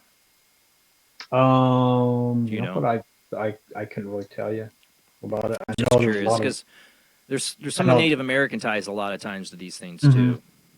definitely a They lot all of have them. Native American people that are in that area. But Yeah. as far as I never heard any of their folklore or any Well, they stories don't like about to talk about it. That's the thing. Most of the native tribes keep this stuff to themselves. They don't like to tell white man about it for good reason, for very good it. reason. Well, they didn't tell me, and I'm part Native American, and they never told me. So, Well, I'm just saying they keep this stuff pretty tight to the chest, as I've seen for other stuff. It's their traditions. I don't think they want people misrepresenting it. Is the biggest issue they right, have. right. Sensationalizing it either. All right, we got to go to commercial break. We'll come back and we're going to talk about cattle mutilations and what he experienced with that. And we'll also open up the phone lines if you want to call in. Have you had a goat man experience or know somebody has? Call in. I saw somebody comment about that. Call in.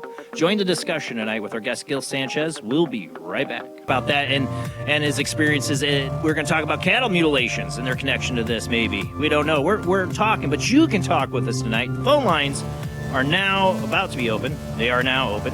Call into the show, join the discussion, but let's get back to our guest.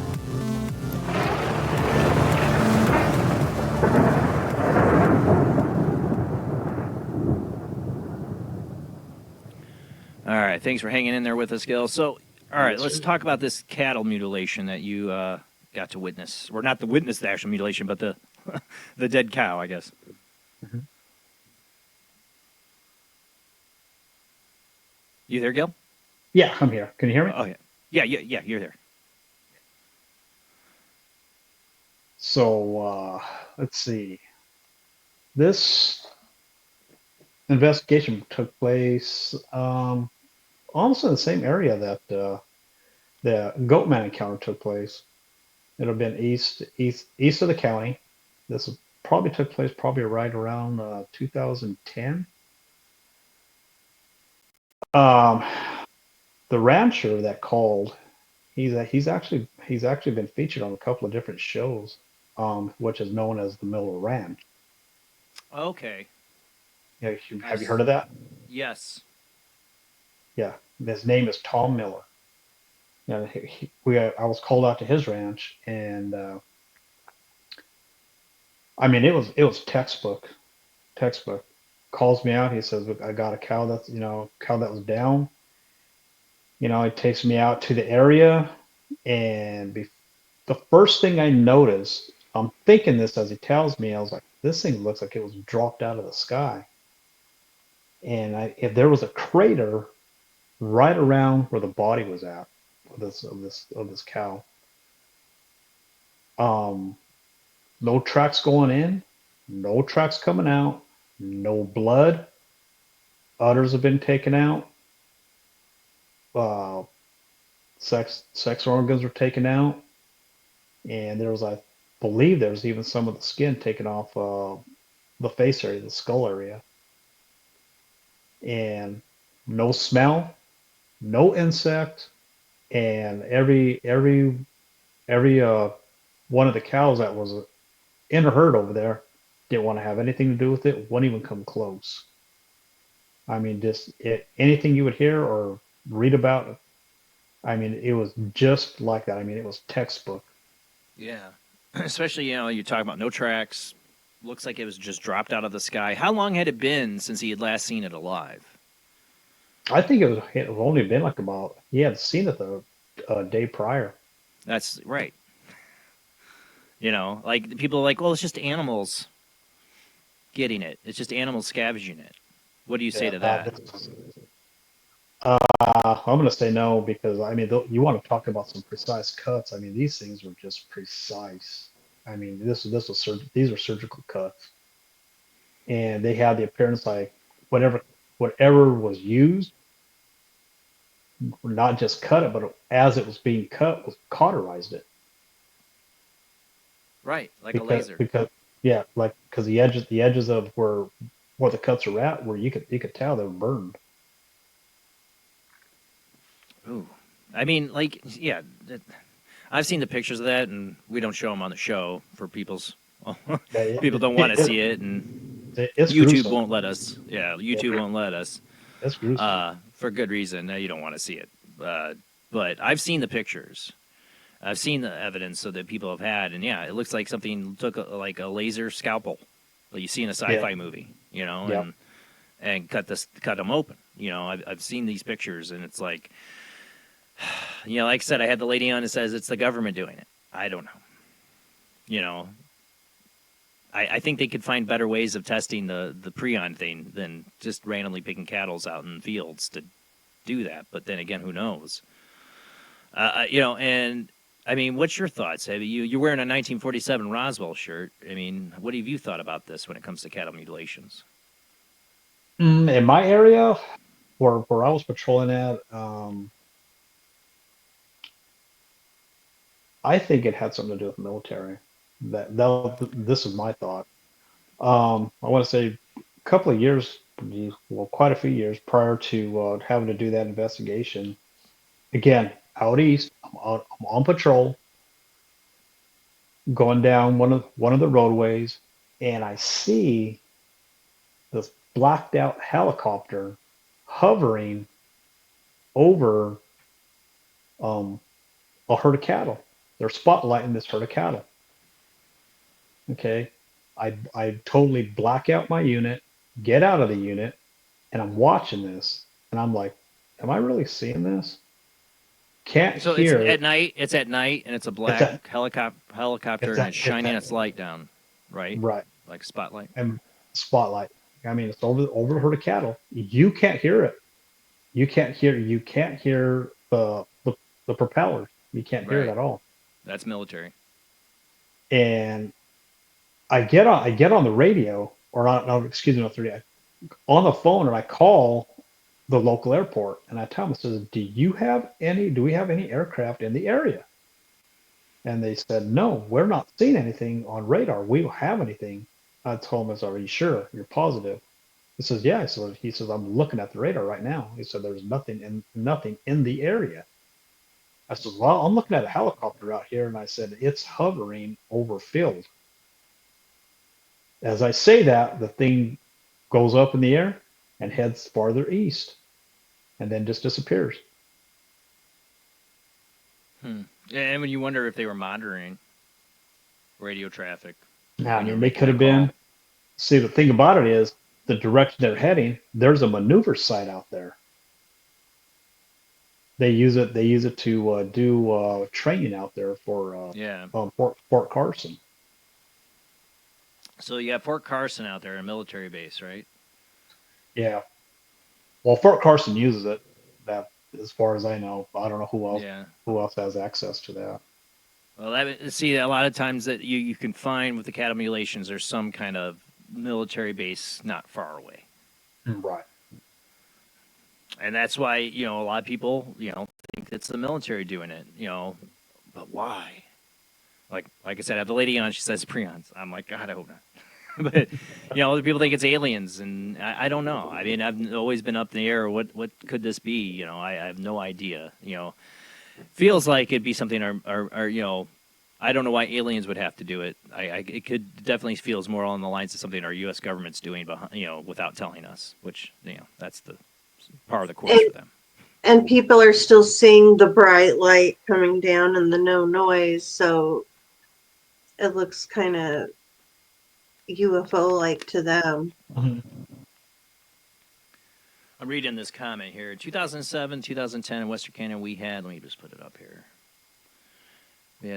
Trains moving at night on the tracks that had no company names, no lights on, usually had 6 to 8 cars and one engine that also had no identification. Yeah, there's that kind of stuff going on.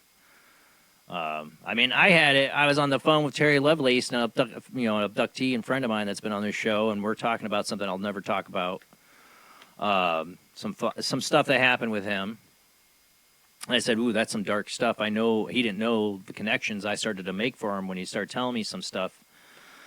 And I said, "You be careful, blah blah blah." And like half hour later, I have a helicopter hovering over my house, like right over my house. I open my door. As soon as I open my door, this thing goes flying, like right over my house and out and away. And one of the things we were talking about before I had off the phone was the fact that he had these he was showing me video of helicopters hovering in his house and his sister's house. And then I go out my door half hour later and I got one over my house. I'm like, how? I mean, like, I like how to, if that's the government listening to a phone call or something like that. Well, I'm just some lowly small show. They don't give a crap about me. But why would they do that? How would they even have a helicopter out here within a half an hour? And why? To intimidate me? I don't know. But it happened. I don't know. It's just weird. Had one the same night. What did you say? I thought you both had one the same night. He did. Like, he did too. Oh, that's the other part of the story. Is that after I did, I talked to him and told him what happened. He had too, but he had already been having them. So I don't know what it is with the black helicopters. I couldn't tell you if this thing was black or not. It had one little red light on it on the tail. As it flew away, I could see. I could barely make it out. It was, pitch black night. But it wasn't silent because it felt like my whole house was shaking. I come up the stairs, my wife's like, "What is going on?" She's like, "What is that sound?" And I opened the door. I'm like, "Oh, that's a helicopter. It was just over our house." I mean, it had to be like literally hovering right over our house, like low flying. Like, shouldn't be that low. Yeah, the helicopter I saw definitely didn't have any sound. I was like, that's why I was like, am I really seeing this? Yeah. I mean, they have those helicopters that don't make sound like that. You I can mean, hear for yeah, self-operations. I mean, there wasn't even any numbers on the tail. There was no numbers on the tail at all. Yeah, completely unmarked. Wow, that is weird. So you've had these experiences. So this has kind of led you into becoming, more, I guess, becoming your own kind of investigator into the paranormal, or researching it, or kind of get involved. More researching into it. I really started getting into it as I started I want to say it's like 2020. I really started getting into it because I started hearing more about people that have had these experiences, like with Bigfoot, with Dogman, some Goatman experiences, and I was like, okay, I'm not the only one that's been experiencing this. There's something going on out there, which made me really look. What are some of the experiences more that you found that like really you think compare or like give you like maybe some more answers to your own experience? Just I guess just the way that the experience, that the way they saw it, more or less. It's just like it was there for a second, then it was gone. I mean, you start thinking, hey, there's something to that. They're seeing it, and then all of a sudden it's gone. Or they'll experience it following them. All of a sudden it's gone. Or just like they see something physical, like there's been I've read about several accounts where hunters have encountered Bigfoot and have taken a shot. They've actually seen it, heard it, took a shot, didn't hit it. All of a sudden it walks behind a tree and it's gone. Yeah. Well, I've had it where they literally flashed a purple light and disappeared on somebody. I've heard that encounter. Like they even saw the moment of vanishing. Mm-hmm. People see like ghost lights and these ball lights and stuff, and sometimes like the shadow thing. Are these just unformed energy that's consciousness that can take shape or form? Like the Bogart again. Like Right. Are there things out there that we don't understand and our reality that take these forms, these shapes that we get glimpses of, or whatever, And then again, you have to wonder, is it the land or the area that calls these things to it, or is there occult practices that are bringing these things about? And is it demonic? If you get into the whole Judeo-Christian sense, they'll call it something demonic. I don't know. But what I do know is that this thing has been seen, what you saw, I think has been seen for thousands of years, because you can look at all the mythology and folklore that describe a creature pretty much like what you saw. Right. You know, there's something to it. You know, that we've been encountering these things out in the woods, be it Goatman, Dogman, or Bigfoot, for thousands of years. And it becomes your wild man lore of Ireland, or, you know, Yeti, or all these other creatures, you know, folklore that we've had, that are these experiences like yours that people had. They'll never know exactly what it was they experienced, but, you know, they grow their own kind of tales from it. You know, there are Goatman tales. There's what is it? The one in Texas. Was it Alton, Texas? The bridge, I think, Goatman there. Have you heard of that one? Yeah, I have. There's also Yeah, go ahead. what was the other one? There was another one. There's one in Maryland. Maybe that's what I'm thinking of. Is that the one that was throwing tires at people? I get them confused. It might be. Yeah, I mean, I know there's a famous Maryland one, and there's the Alton, Texas bridge one. Yeah. This one was throwing tires at people, and they said this one was like 8 feet tall, big goat man. I've heard the tall Goatman descriptions too. Yeah. Yeah. Yeah, but yours was a short, which to me plays a lot more into that kind of the pan and the folklore, that kind of deal. Yeah, Greek mythology. What is it? The Greek satyr? mythology. The satyr. Thank you. God, Yeah, it was driving me nuts all night trying to think of the satyr. Yeah. You know, I mean, they came up with that mythology, you know, because something influenced them too. Yeah, you said you have a Native American background? Yeah. On my mom's side, my my grandmother was Cherokee, and on my dad's side it was Apache. Oh yeah, so you got a lot. Yeah. I got Cherokee. I got my grandmother was half Cherokee. So I don't know if sometimes you wonder if those things play in. I also have Irish. I mean, for me, like, you know, you said you had this experience as an adult that opened your eyes. For me, my eyes were opened at a young age because I saw with my cousin, I saw a green floating head. Oh, okay. That's why green's my favorite color. You see the green background? It's very much a glow like this behind you. Right. But as a kid, I saw that and I never forgot it. And it just immediately, for me, it just changed my perspective, you know, or left me with a perspective as a kid that anything's possible, that these things exist, because I know what I saw and heard, because this thing screamed around the room. I could hear it screaming. And my cousin Phil remembered it, you know, happening. I had a witness at least, but I knew it wasn't a dream. I knew it was real, and I held on to that. So as a kid and as an adult, all the way to my adulthood, I've just accepted that there's so many things we don't understand, and that any of these things could be real. And I'm open to hearing anybody's experiences on it, you know, because, you know, I'm not, you know, it's not to say I'm going to believe everything everybody tells me. No, it's just that I'm open to the possibility that what they're telling me is very much real, what they saw, that I believe what they're telling me they saw, they believe they saw Yeah. it. Here's another one that happened to me when I was in high school. I want to say I was probably like 15 years old.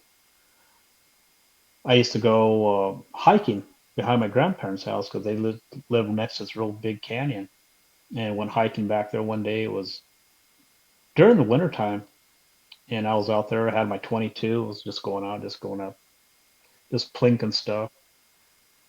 And I'm walking through the tree line, and it was a ways back. I'm walking through this tree line, and out of my peripheral vision, I see this white silhouette just like walking through the trees, and I look, and it was a girl that had a white gown walking through the trees, and she looked like she was barefoot.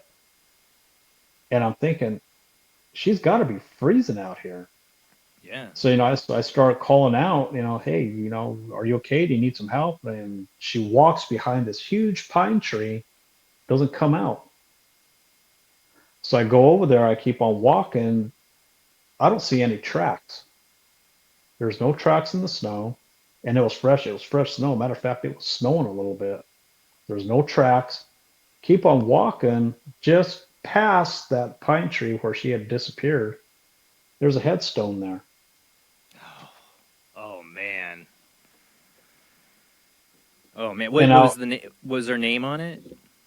it was so old and so Worn. beat up. It was worn out. I couldn't even make out what the dates were. Wow. That's a creepy story, man. That's a creepy experience Yeah, to and I see was something like, like that. okay, going home. Target shooting was done for the day. Yeah, yeah, definitely. But see, you didn't think about it for years, and these things started coming back to you once you have like the Goatman experience. You know, Yeah. I mean, it's crazy how you kind of write these scenes off, these experiences you had in your childhood and your adolescence or whatever, and then you become an adult and kind of write it off, forget about it, and then you have some kind of crazy experience like you did, and it makes you bring all this stuff back up and start to question, like you said, you question your reality. Hmm. And I think that's what's hard for people that hear your experiences or my experiences or all the guests I've had on here that don't. You know, that's why I always ask, like, have you had any other experiences? Because I feel like just some people are born without any perception of it at all. Like they just don't perceive these things at all. While others, like me, you, Jamie, and many that are watching, we've had these experiences and we've had more than one. That's generally what I find. Now I've had people on that they're like, I never had a single paranormal experience until this thing, you know. Hmm. Definitely that, you know, and now they're open, you know, but a lot of people I find that I bring on have had, you know, maybe to them they're like, well, that's just this little experience I had. No, but I think they're all connected in some way. At least you are somehow showing that you perceive these things that others don't. Yeah. I've actually had a few out here in South Carolina since moving out here to South Carolina. One of them happened to be a shadow person. Oh, well, we got to talk about that. All right, tell me about that because that's my big experience. Yeah, this matter of fact, this was just I want to say latter part of last year. I was I walk my dog. Like I have two blue heelers I walk, Aw. and we're going for a walk, and it's just right down the road over here. And there used to be this, I want to say it's old retirement home that was there. And so it closed all of a sudden. I mean, it just shut down. Then comes to find out that I guess it just didn't have very good reputation, period. I didn't know anything about it, and I started reading about it. I was like, So why is this? it's one of those nightmare retirement homes. Yeah, I guess it just had a really bad reputation. Yeah. Anyway, one night, okay, this will go into two of them. Again, I was walking the dogs. It was late, and we're coming back, and I live in an apartment complex, but it's like a huge apartment complex, and one of the open apartments that they had been working on, it was vacant. And we walk down, went around the parking lot where we usually go, come back, and I hear this rattling on the door across the street, like somebody's trying to break into this door. And I stop and I'm thinking, oh, somebody trying to break in over there. So I shine my flashlight over there across the road. I have one of these real strong flashlights, being in law enforcement. I'd shine my light over there, and I could literally see the door like vibrating, like shaking back and forth, but there isn't anybody in there. It's just shaking back and forth. And I was like, what in the world? And the dogs heard it too, and they're just kind of like their hackles go Yeah. up, and I was like, okay, we need to get out of here. So we walk back, we come back home, and just call it good. Couple of weeks after that, we're walking down. We do the same path. Walking Yeah. down, we're walking back, and I keep on feeling this like somebody's following me. All of a sudden, the dogs stop and they turn around. My older dog, my older healer, turns around and his ears are straight up and his hackles go up. The small one turns around and he starts growling. And I was Hmm. like, what in the world? I turn around, Jason, I kid you not. I'm sitting there staring at this black void that was shaped like a person, like a silhouette. Yeah. It's like 12 feet away from me. It's looking right at me, or what it appears to look at me. I mean, I couldn't tell if it Yeah. was away from me or looking at me. I mean, it was just solid black, but it was a Yeah. silhouette It's of it's some. like it's sucking in the light. It's like a black Right, hole. right, Yeah, I right. know what you're talking. And I have my flashlight and I go to shine my light on it.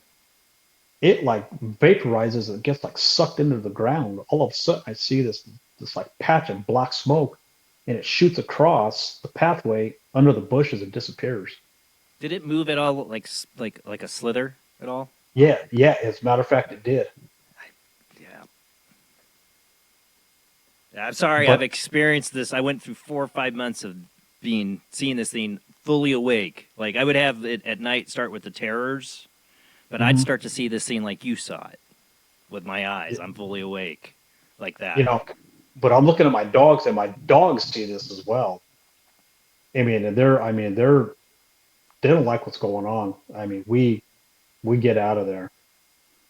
But I mean, it was just solid black. I'm looking at it. It's like I said, 12 feet away from me, and I'm staring right at this thing, and it just like sucks into the ground, turns into this like black mist or smoke, and just like you said, it slithers away into the bushes and it's gone.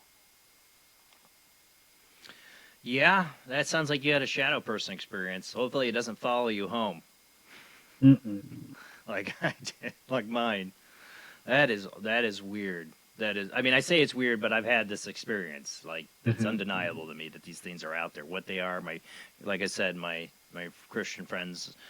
I believe in Jesus. When I say my Christian friends, I'm just not belong to the Christian religion. I have my own faith, but Mhm. they would say it's demonic. What you saw, I experienced is demonic, and they might not be wrong. Tomato, describing what we the unknown or whatever it is, whatever they are, they're not good. I know some people say, "Oh, I've had good shadow person experiences or whatever." I think sometimes the perception of an entity, be it a ghost, spirit, or something else, demonic or whatever, can all appear as a shadow. But when you see an actual, what I like me and you encountered, it's different than just seeing a fleeting shadow. This thing is the absence of light. Did you feel it, like in a sense too? Because what this thing always brought to me was dread, the feeling of dread. Yeah, like I said, I felt like something was following me, and I turn around, because I could see, I could just sense it behind me, Yeah, you can like it's feel there. it. Yeah, exactly. I could feel it. But what really made me turn around and look is when my dog Roscoe, he stopped, and I mean, he about faced, and I was like, "What in the world's behind me?" So I turn around, and that's when I see it, and it's like literally following me, and it stopped when I turned around, and it was like I said, it was like 10, 12 feet away from me. Now, I mean, I'm I staring actually had at my this thing. wife as a witness to one of these encounters. This thing, my shadow person experience when I was 18 ended with me finding God, Hmm. humbling myself and saying, I'm sorry. And I felt this presence come into my room that was, it took me years to talk about this because I'm anti-religious. I'm Hmm. anti any organized religion, but I do believe in a higher power because of this experience. It took me years to accept that. But when it cleared it, I never felt like I had to fear it ever again. But I haven't. It's not like I haven't encountered it since. I had that one when I saw it when I was first married to my wife. We were first living together. But before we even were living together, and I saw it that last time, we had one encounter together. We were just dating, Hmm. and we're on this road, Johnson Road, and we're going by this place called Waterford Inn. It's a famous country bar kind of tavern area, and it's around this curve where there's been a number of accidents, deaths. Hmm. Hmm. We're coming around that curve, and it's brightly lit by the Waterford Tavern and whatever, I think it's Waterford Inn or whatever it's called. It's brightly lit from their parking lot and signs there when you come around. Pretty brightly lit.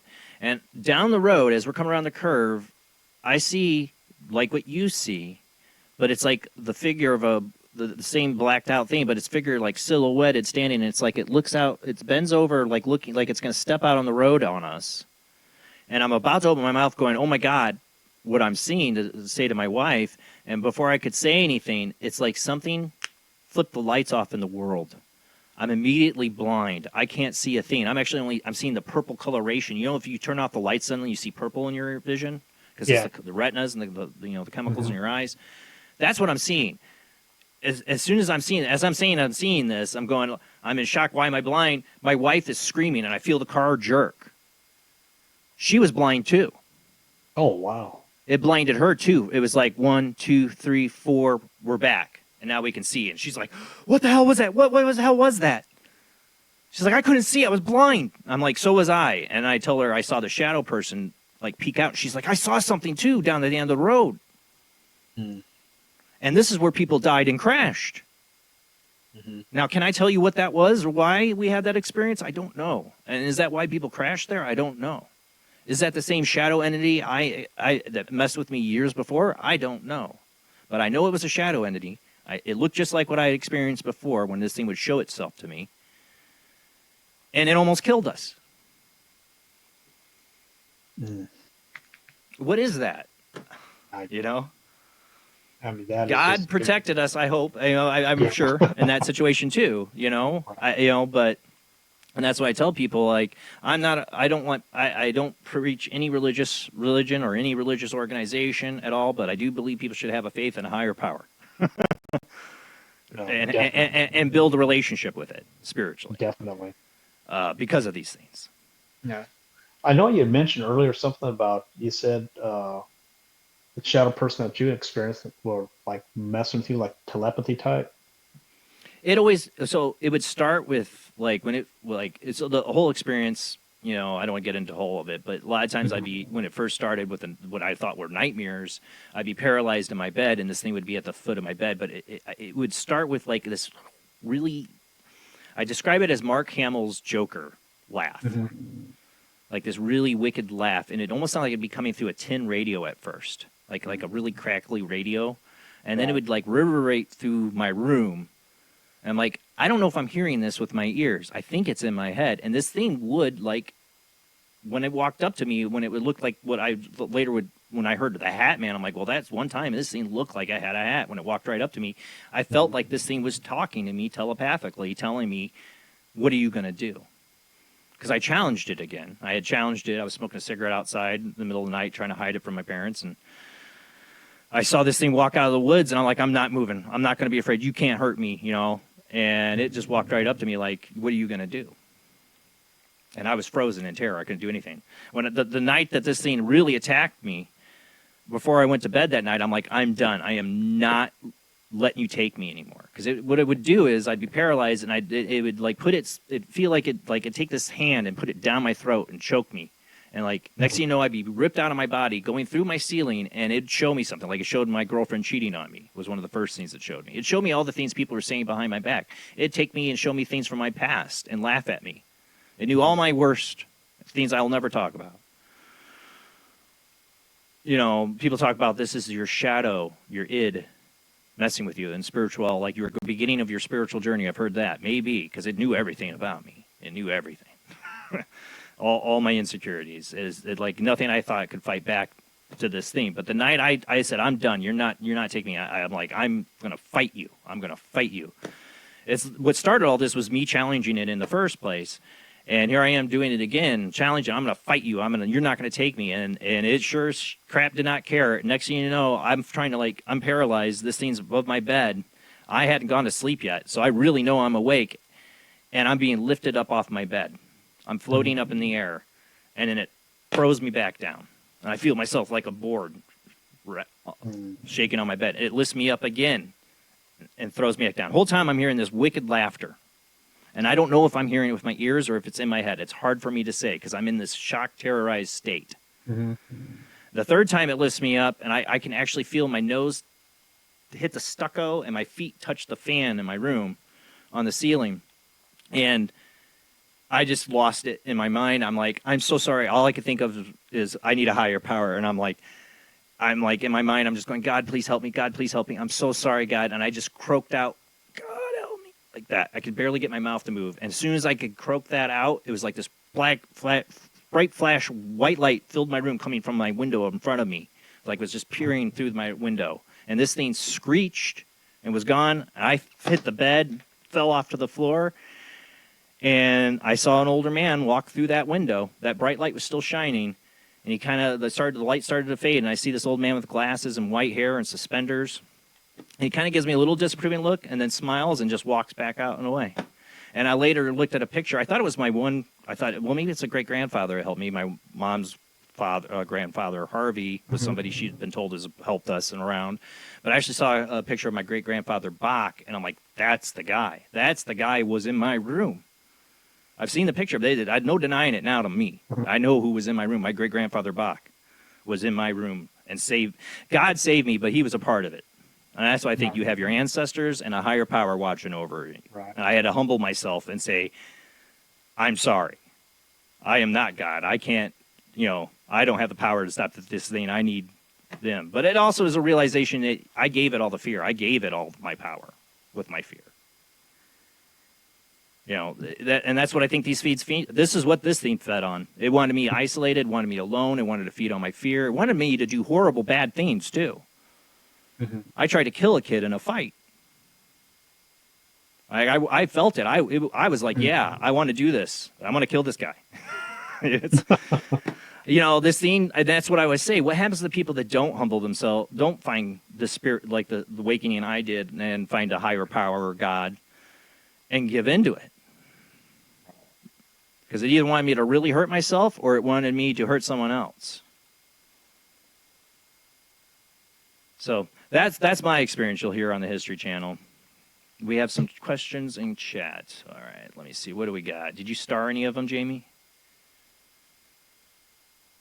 I starred all three. Two of them kind of went together. Let me go to my stars. Okay, here we go. And then Well, I saw this one earlier. I don't know if Amy O is still around, but I saw that was interesting. My brother, as she said Boatman, but I know she meant to say Goatman. Story out of Colorado near Indian Res he lived next to. That's why I was wondering if there's any Native American thing. Heather, what is the difference between Goatman and the Jersey Devil? Right, I said there's a lot of similarities between the two. Have you looked into the Jersey Devil at all? I read a little bit about it, but never really made any kind of connection. To me, it's like two different entities to me. Well, it has wings. Mm-hmm. I think one of the closest things that it would be the similarities is kind of the legs. Right. The backward legs. Yeah.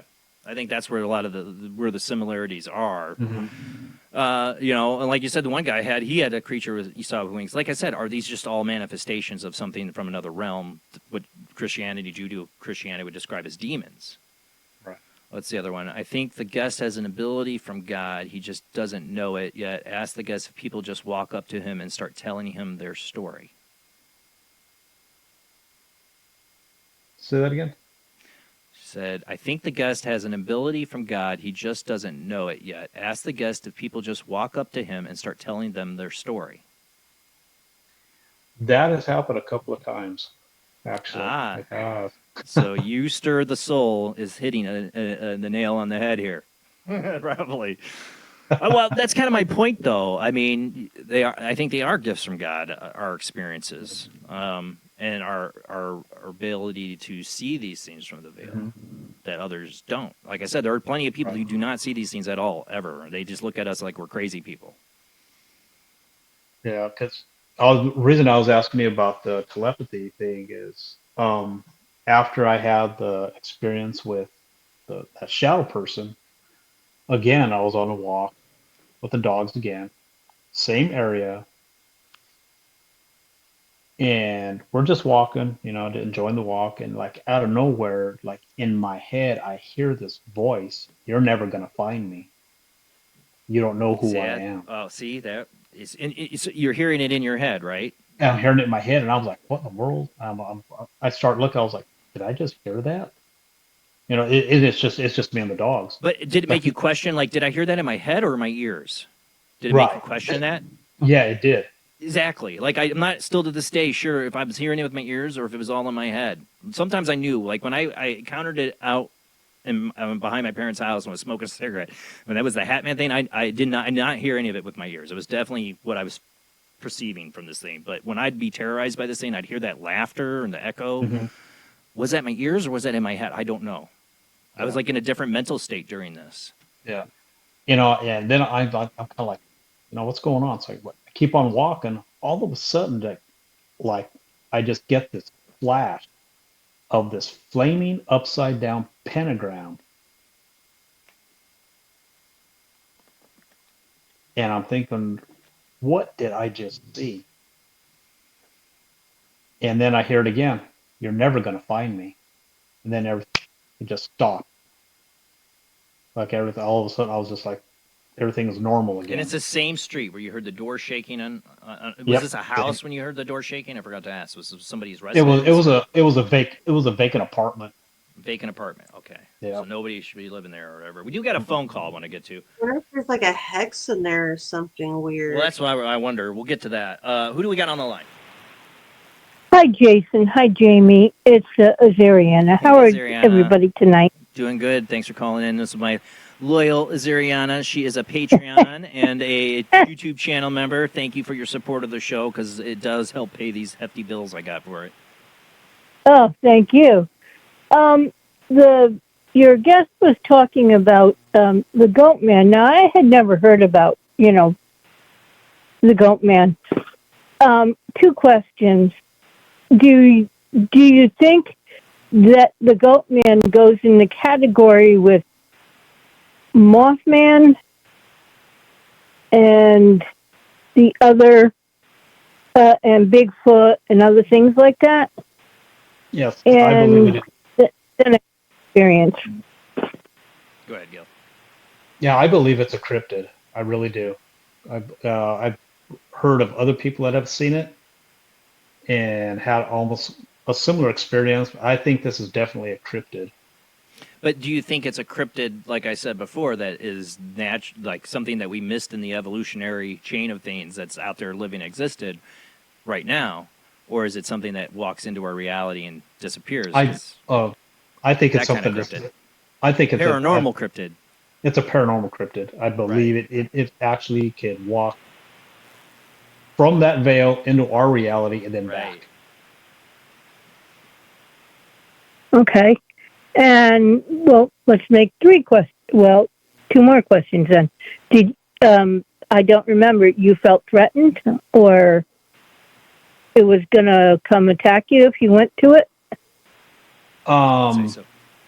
At the time, right before I made impact, before I hit this creature, it looked directly at me and it had this sneer in its face, and I immediately felt like, this is some kind of evil entity.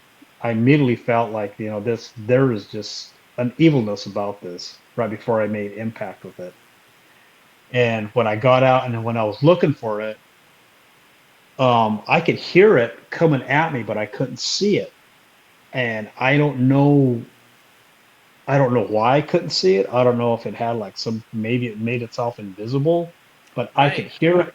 I could hear it coming at me, but I couldn't see it.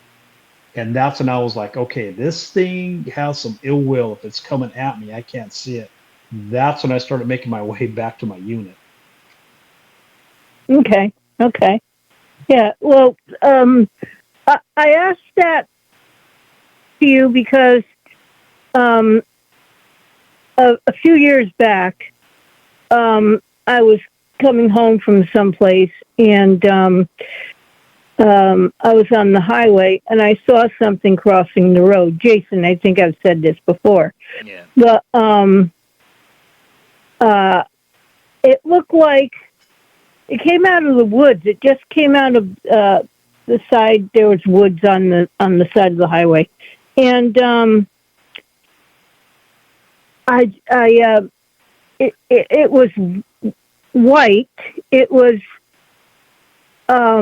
it looked like a wolf type animal, and it was crossing the highway, but yet it was bigger than a wolf, than your average coyote wolf type thing, right?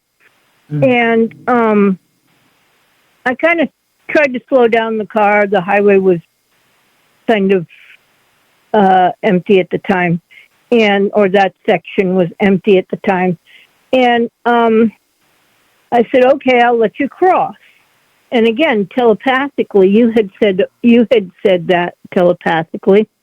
It speaks to you. This The shadow looked did. right at me, stopped in the middle of the lane, and looked at me, and also had red eyes.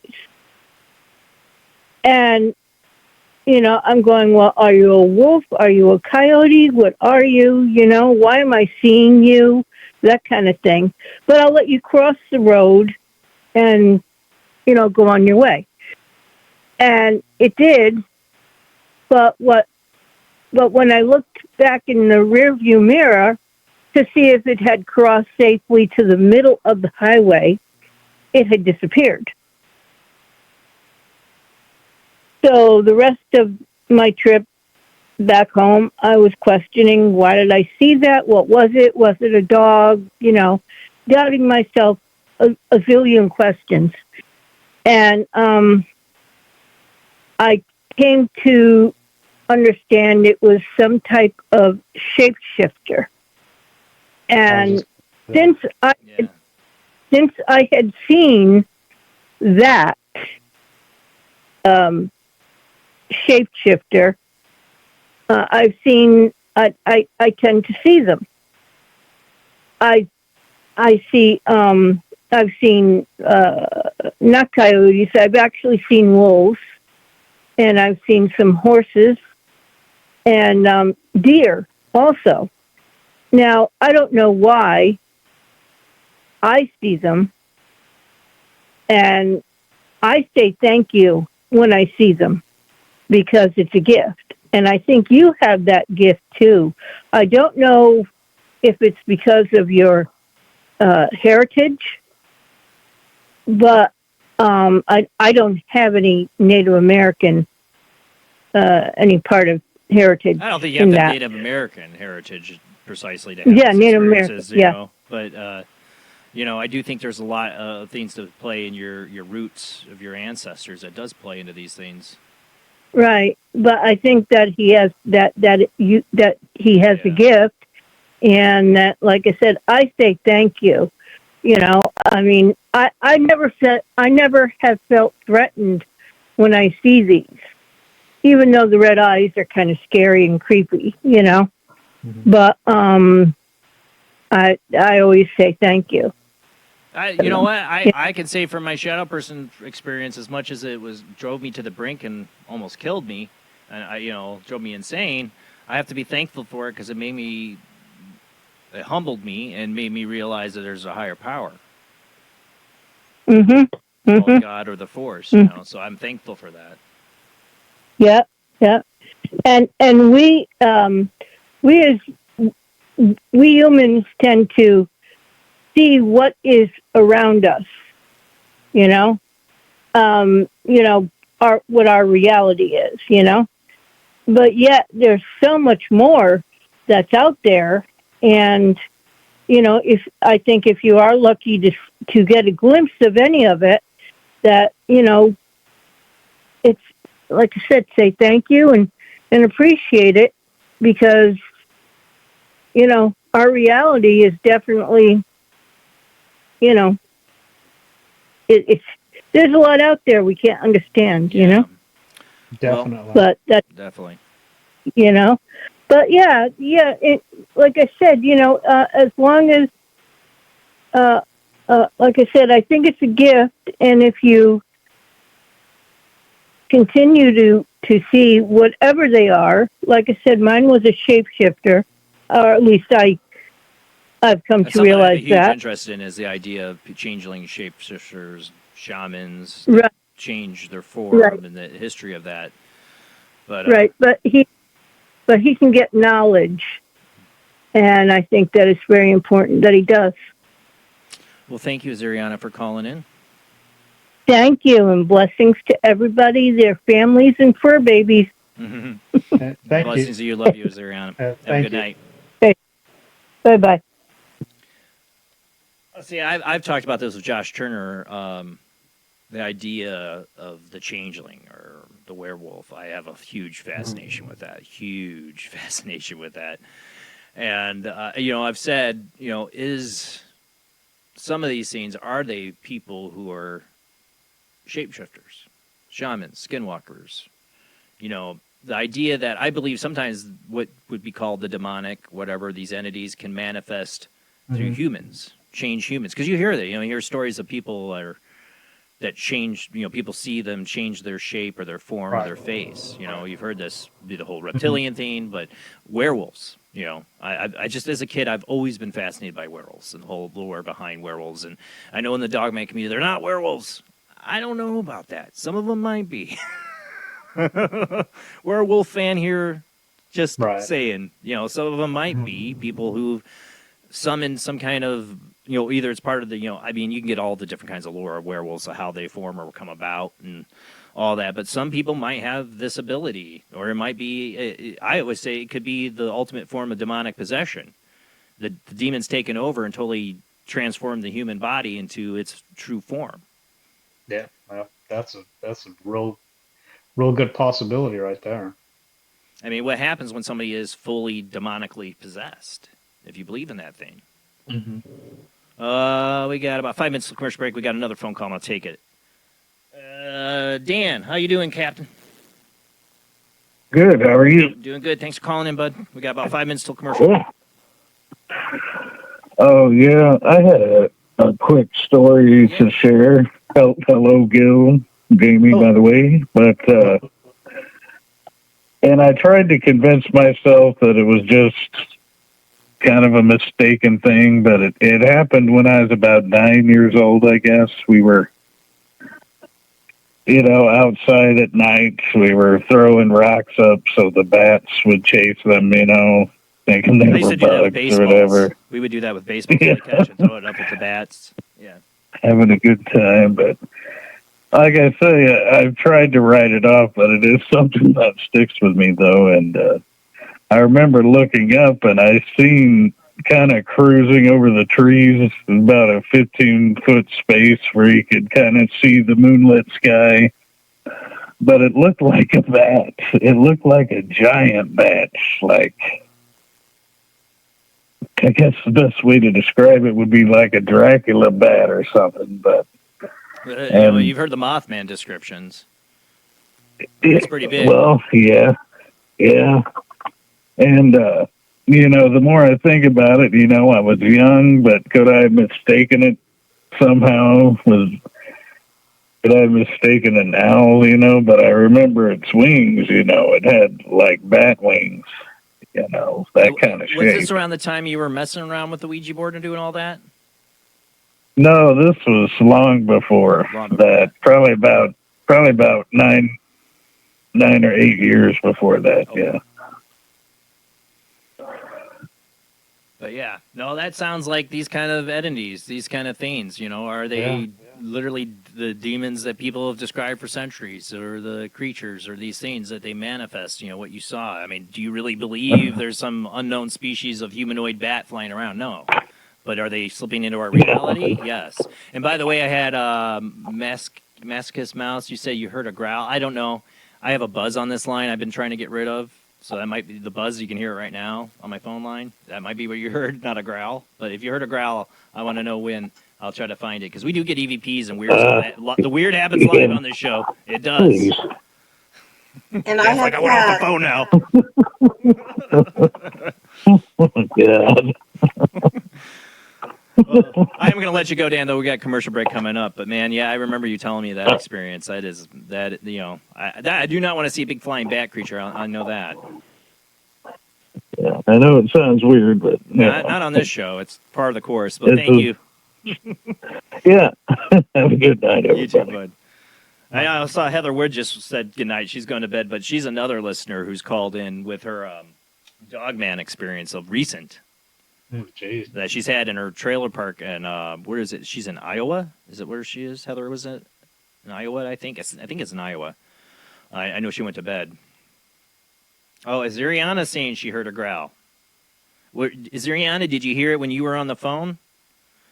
Think about that, or did you hear it while you heard it through the show? All right, we'll have to figure out where that was. I will go back. We have had EVPs come through this show and weird stuff. And my cats have been meowing, but I haven't heard them growl. I didn't hear anything. I didn't hear a growl. And my stomach hasn't been growling, because I'll admit it. Like, if I hear my stomach growl, You heard Isn't that worse? It's You'd be a paranormal investigator and like you have to like tag your stomach growl. It's like, You that's know, not like a demon. it's like I that's just my stomach, guys. Sorry, gotta tag that. The troubles of being a paranormal investigator, you gotta tag your own stomach growls or even your farts. You don't want that to come across as a demonic growl, but it's true. You got to if you really want to do a thorough job. Everybody's got to sit there and talk about it. Don't eat anything really upsetting before it. We're gonna go to commercial break. We only got less than a half hour left with our guest Gil Sanchez. We've been talking about Goatman and his experiences, but we'll be right back after a short commercial break. You got any other phone calls? We'll try to take it, but wait till we come back from the commercial break. We only got less than a half an hour left of the show. But if you got an experience, something you want to share like Dan did and Ziriana, please call in. Even if you shared it before. Dan shared that story before, but it's always good. I bring up my experiences I've shared with you guys a billion times because we're having a conversation with other people like Gil and comparing notes. That's what we do on this show. It's an open conversation. I don't have listed questions for guests. It's a conversation. And if you want to join it after this commercial break, call in. We got about a half hour left, and we'll be right back. Gil Sanchez about his Goatman encounter, cattle mutilations, Shadow Man encounters. Like I said, I'll get people to tell me about an experience like his Goatman experience, and I'll inquire more about other experiences because I find that many of the people that have these kind of experiences have others. Their perception's open. It's not always the case. There's some people, they're brand new to it, and it's their first encounter in their adult life. They had something weird happen, but a lot of times I find us that have had these encounters have had a lot. We've had a lot of other things that we witness or see that somehow the veil is more thin for some of us. And as our callers that I show, that it is for a lot of you that watch, I think, have had these experiences. Well, the phone lines are going to be open right now. You can call in, join the conversation with our guest, Gil Sanchez, tonight. But we only got a little bit of time left, about less than a half hour. But let's go ahead and get back to our guest.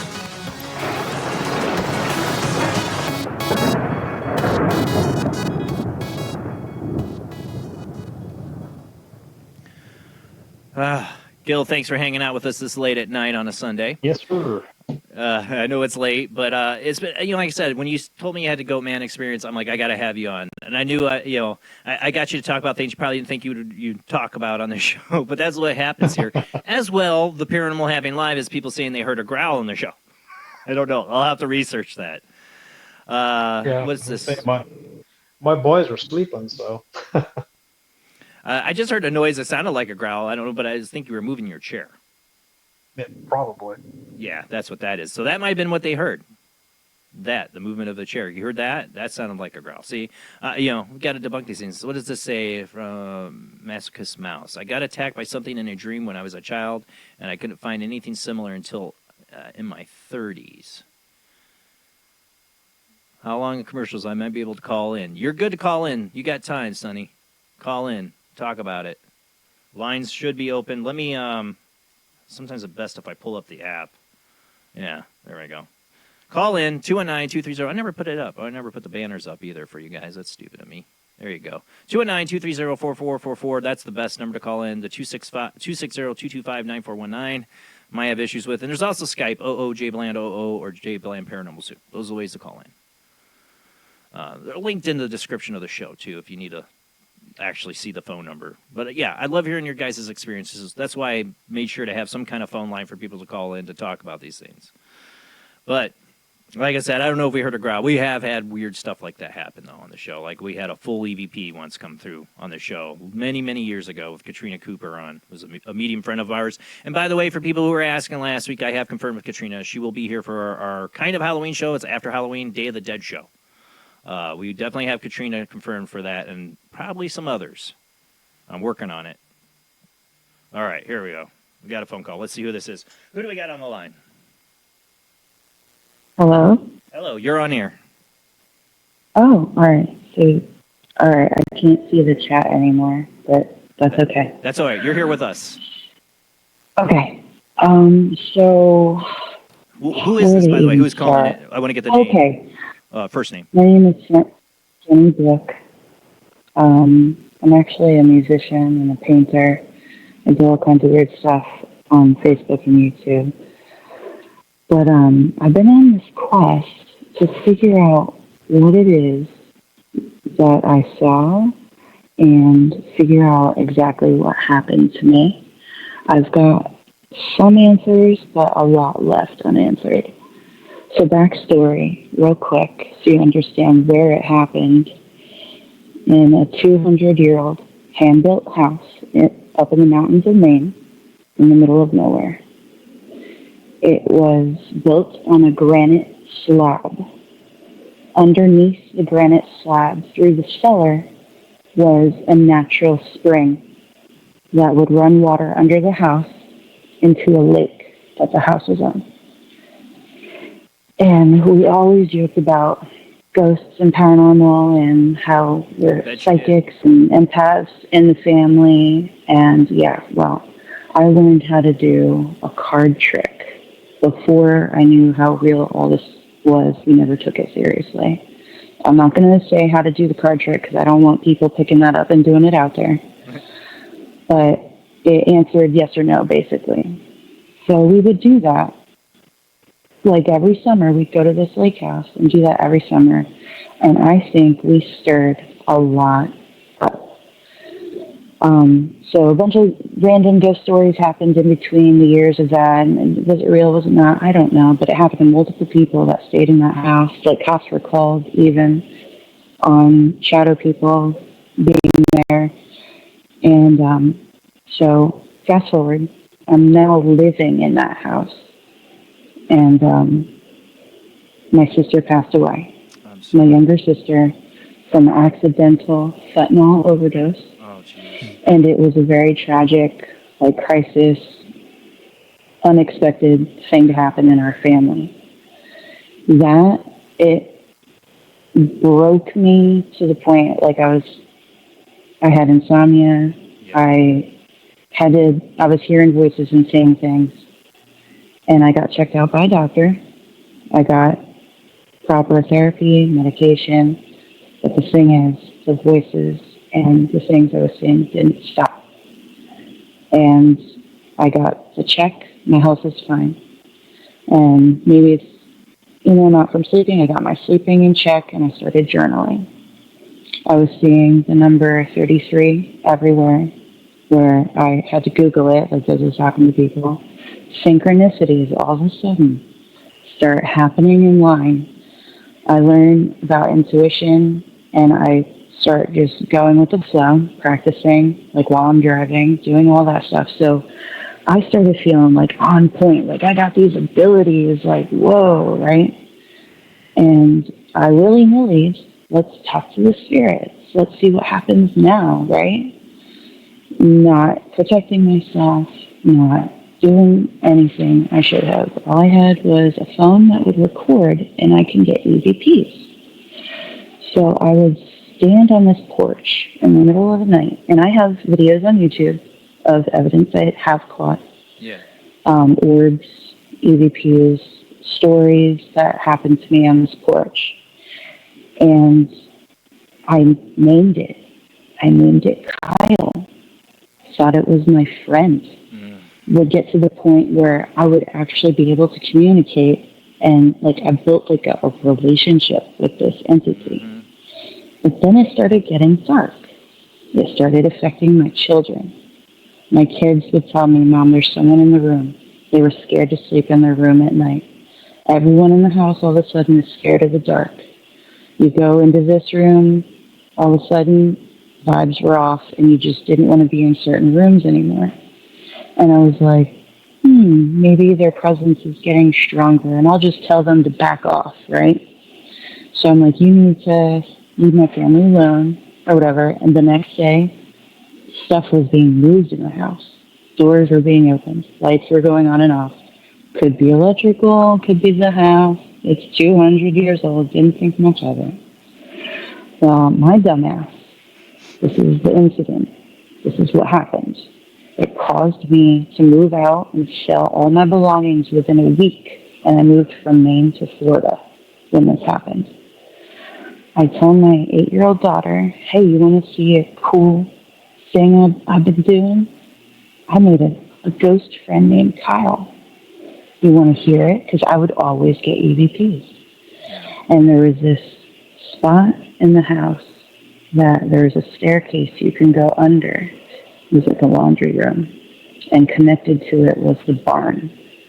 So it was a really creepy part of the house. No one really liked to go in, but I was like, this is a perfect spot. I know I'll get it, EVP. So I bring my daughter in there, and we're both standing under the staircase, and we're both looking underneath it because it goes over our head. I said, Kyle, are you there? Kyle, come say hi, you know? And then I go to replay it back, and my daughter points at the stairs, and she saw it completely different than me.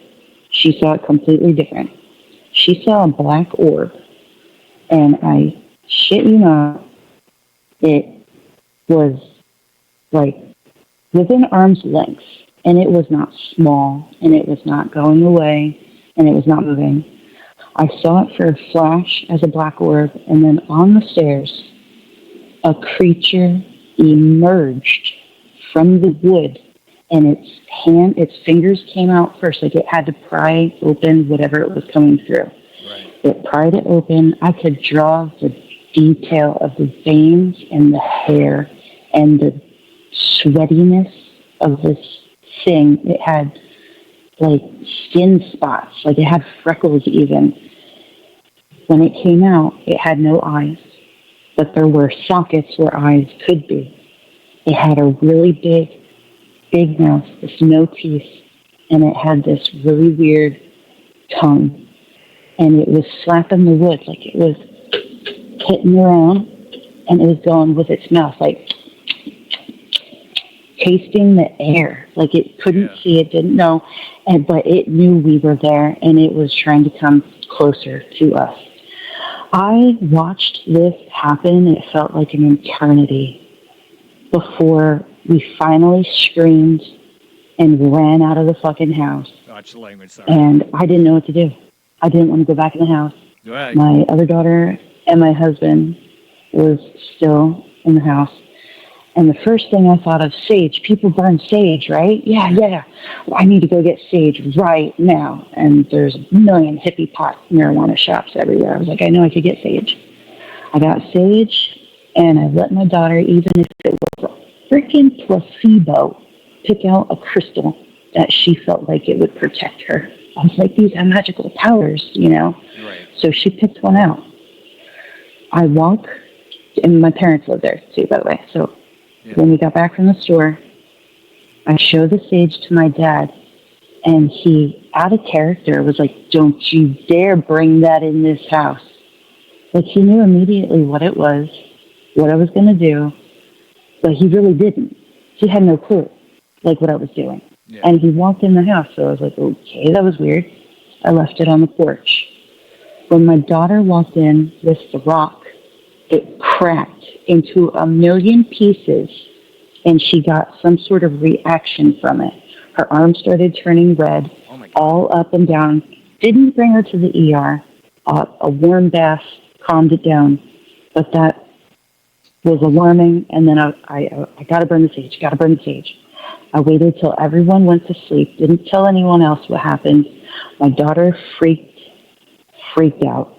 It took a long fucking night to get her to go to sleep without anyone else knowing what happened, right? And I'm not telling her to be quiet, but I'm like, okay, I need to figure this out before I say anything to anybody.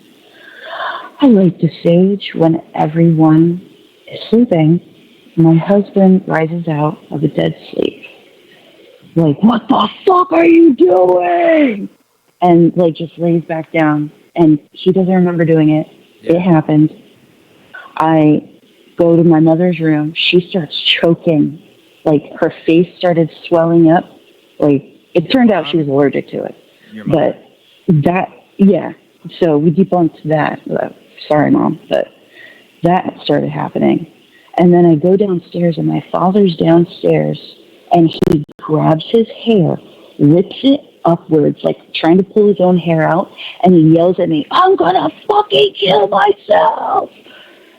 Staring at me, like, dead-eyed. That was not his face. Yeah. It was not his face. It was morphed. He had, his eyes weren't all black, but the centers were black. Like his eyes were dilated? Yes. Yeah. Yes. Yeah, I've seen that. And I threw the sage outside, and he went to bed. I went out on the porch and started hysterically crying. Didn't know what to do. So a week earlier, because my sister, a friend sent a prayer with Archangel Michael. So I'm frantically looking through my phone. All of a sudden, my phone won't work. It didn't die, but it would not do what I wanted it to do. Would you find the prayer? It never to find the prayer. Like it knew telepathically what I was trying to do. I'm not narrating my every move for something to know. It already knew what I was trying to do, and it was able to manipulate technology and go interwebbed. I turn my phone off, turn it back on. I go to find the friend that sent the prayer. They're not there. They're not there. And after God knows how long, like, how is this person not? I looked under my blocks list. They're blocked? Like, out of nowhere, they're blocked? I finally find them. Sudden, I feel poke, from my shoulders all the way to my toes. I was being poked nonstop by something. Like, and it was pressure, it was a finger, and it was human-sized, and it was just poke after poke after poke everywhere. And every time I would look, and I stood up, walked away, then the pokings happened only on one side of my body. Like, I moved away from it, and it was still following me. Yeah. I ran out into the street. The street only had one street light. It was 3 houses down, and the only thing I knew to do inside of me was get to the light, to get out of the dark, get to the fucking light. And then all of a sudden, my phone started working. I was able to pull up the prayer, and I said the prayer. It sounds so silly to say out loud, but like, I stood there and I said this prayer, never praying to Archangel Michael before in my life, but I fucking meant every word I said. I said, I'm scared. I need your help right now. Like, if this is real, if you're really there. And all of a sudden, it felt like bricks were lifted off of me. And the only way I can describe it was like a static, warm, calming blanket. I was fuzzy all around my body with this staticness, but it was safe. But you felt safe and comfortable. That's the feeling of God.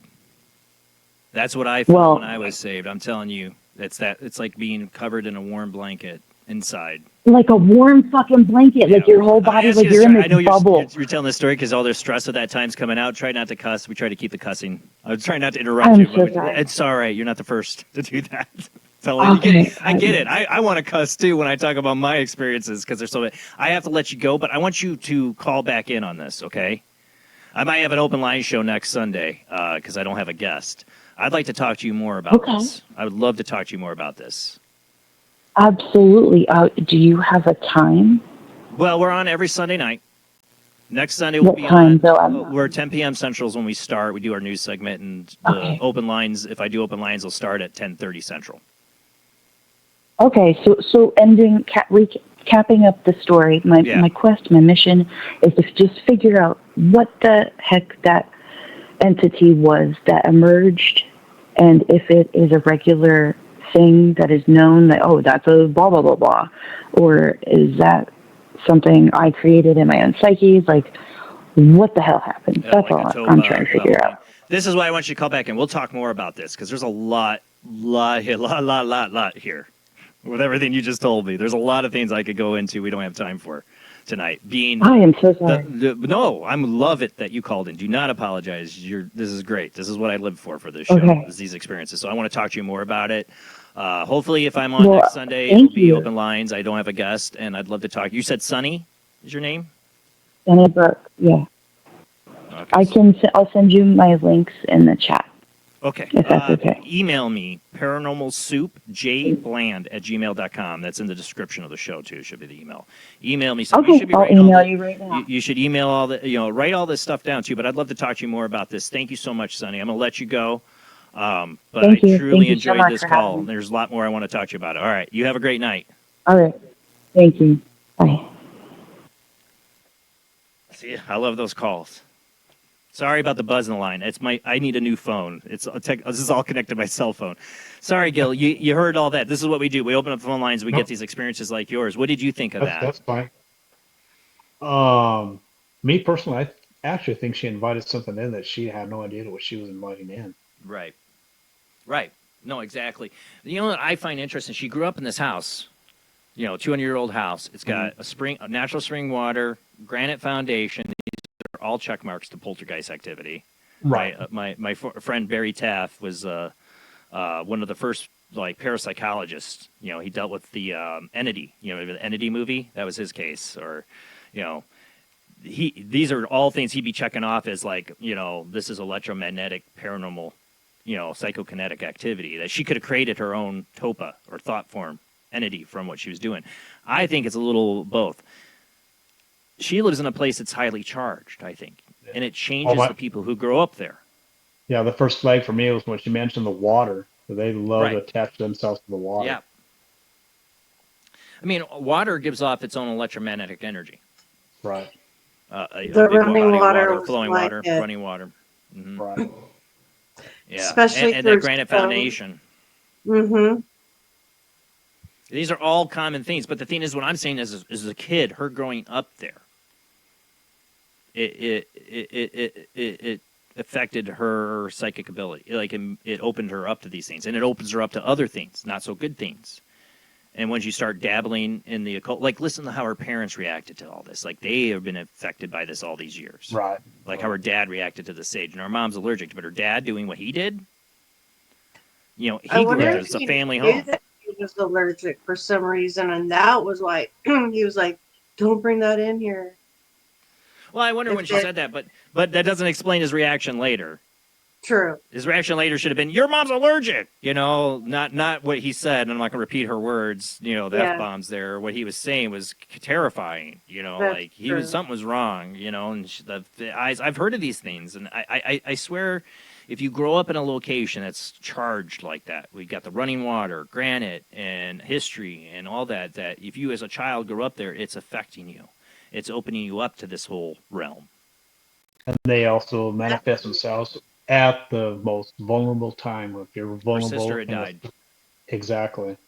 She was vulnerable, and she was looking for some kind of an answer, any kind of connection, and she even named it. And there you go. Yeah. I mean, that's how these things start. A billion paranormal TV shows of people's stories.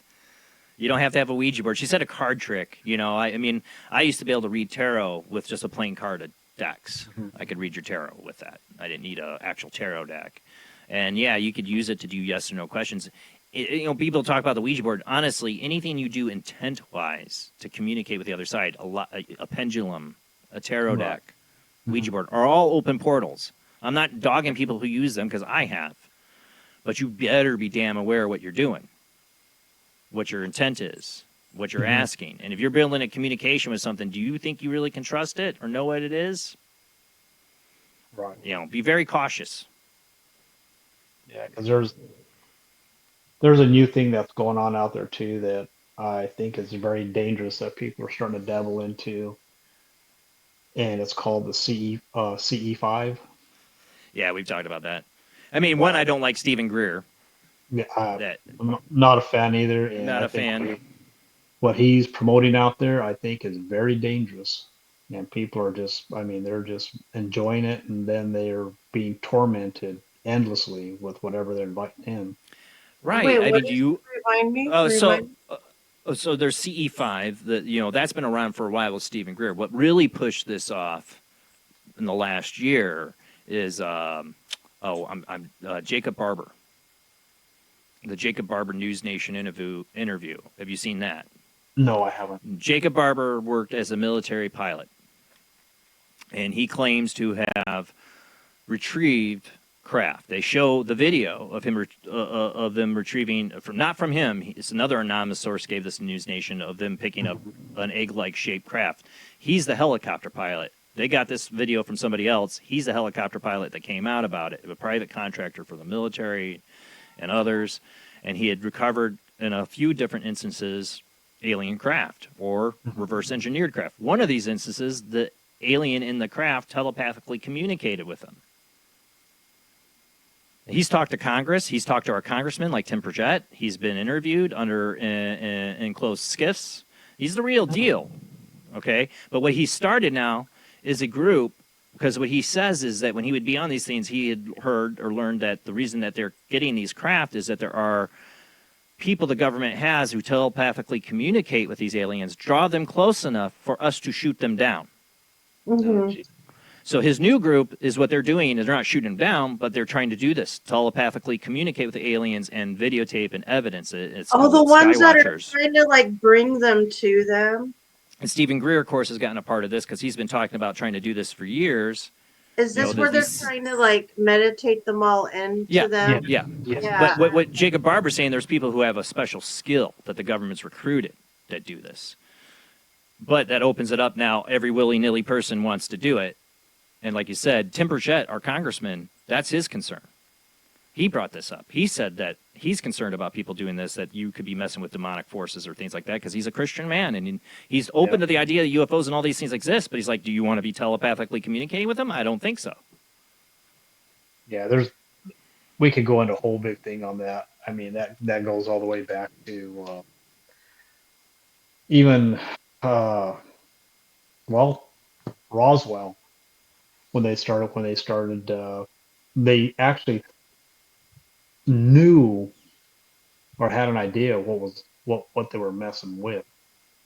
And there's actually there's FBI papers out there that actually explain that the government knew that they weren't dealing with aliens, that they were demonic entities. There's FBI papers out there. Yeah. Well, Hoover was, I think, trying to figure out what was going on because he had inside information and dirt on people, but yet he was cut out of the whole alien thing. And he was putting FBI agents to find out why am I, he can't be kept out of anything. And in that early stages after 1947, Roswell, you can see a lot of the files was the FBI trying to find out.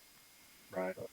Because that's Hoover. Hoover can't be left out of but people like Alan Dulles and the CIA, they're like, yeah, we don't care about you, Hoover. You're not going to find out about this. You can't be trusted. Because a matter of fact, I think they even started. There's a big old thing about that. Linda Moulton Howe talks about them a lot as the Collins Elite. Yeah. I don't know if you've heard of them. Yeah. Oh yeah. That's what I'm saying. These things that alien demon, tomato.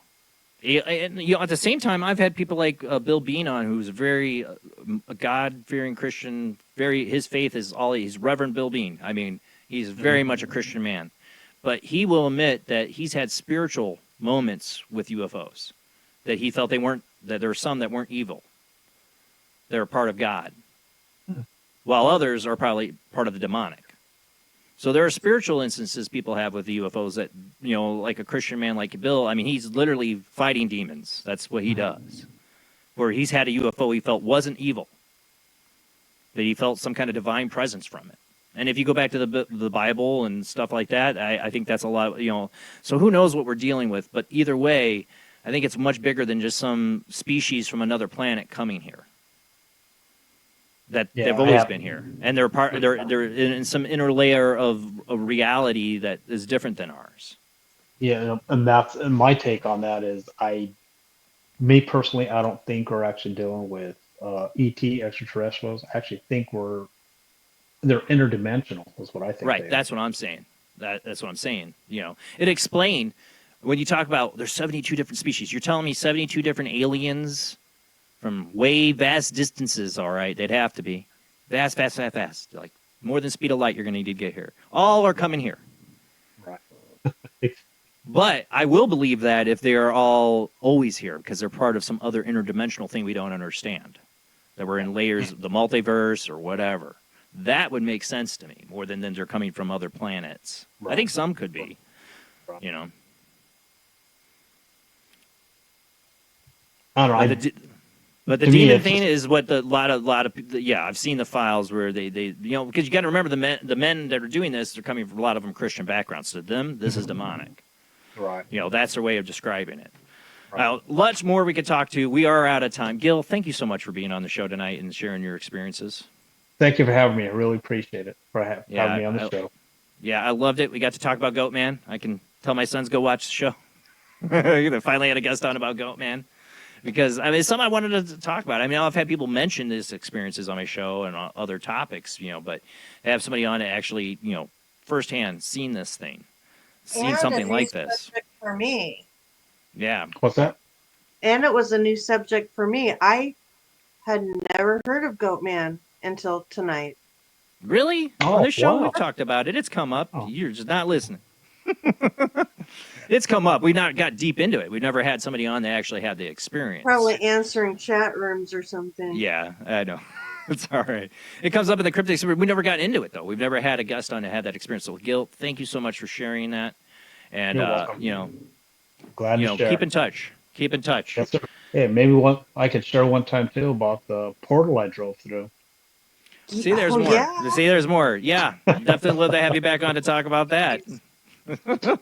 See, so much more. It's not just one paranormal experience these people are having. When you open your mind and these things to these perceptions, you're going to have more. Just beware. You're going to have more if you want this thing. If you want to open yourselves up to these things, just be careful. Be careful. Exactly. Always be careful. Yeah. Good night. All right, guys. Thank you, Gil. Have a great night. Next week, I don't have a guest. I'm going to try to have a show. I should have a show. If it is, it'll probably be open lines. And like I said, Sonny, you called in earlier. I'd love to talk to you more. Email me. And anybody else, too. ParanormalSoupJBland@gmail.com. You can email me there. Don't forget to follow, subscribe, and like the show tonight. Don't forget to tell your friends. Keep sharing the show out. Thank you to everybody who does. And if you want to help the show, you can become Super Chats, become a Patreon. You can find the links there, or a YouTube channel member. They all help pay the bills for their show. I really don't make any money. It just covers the costs.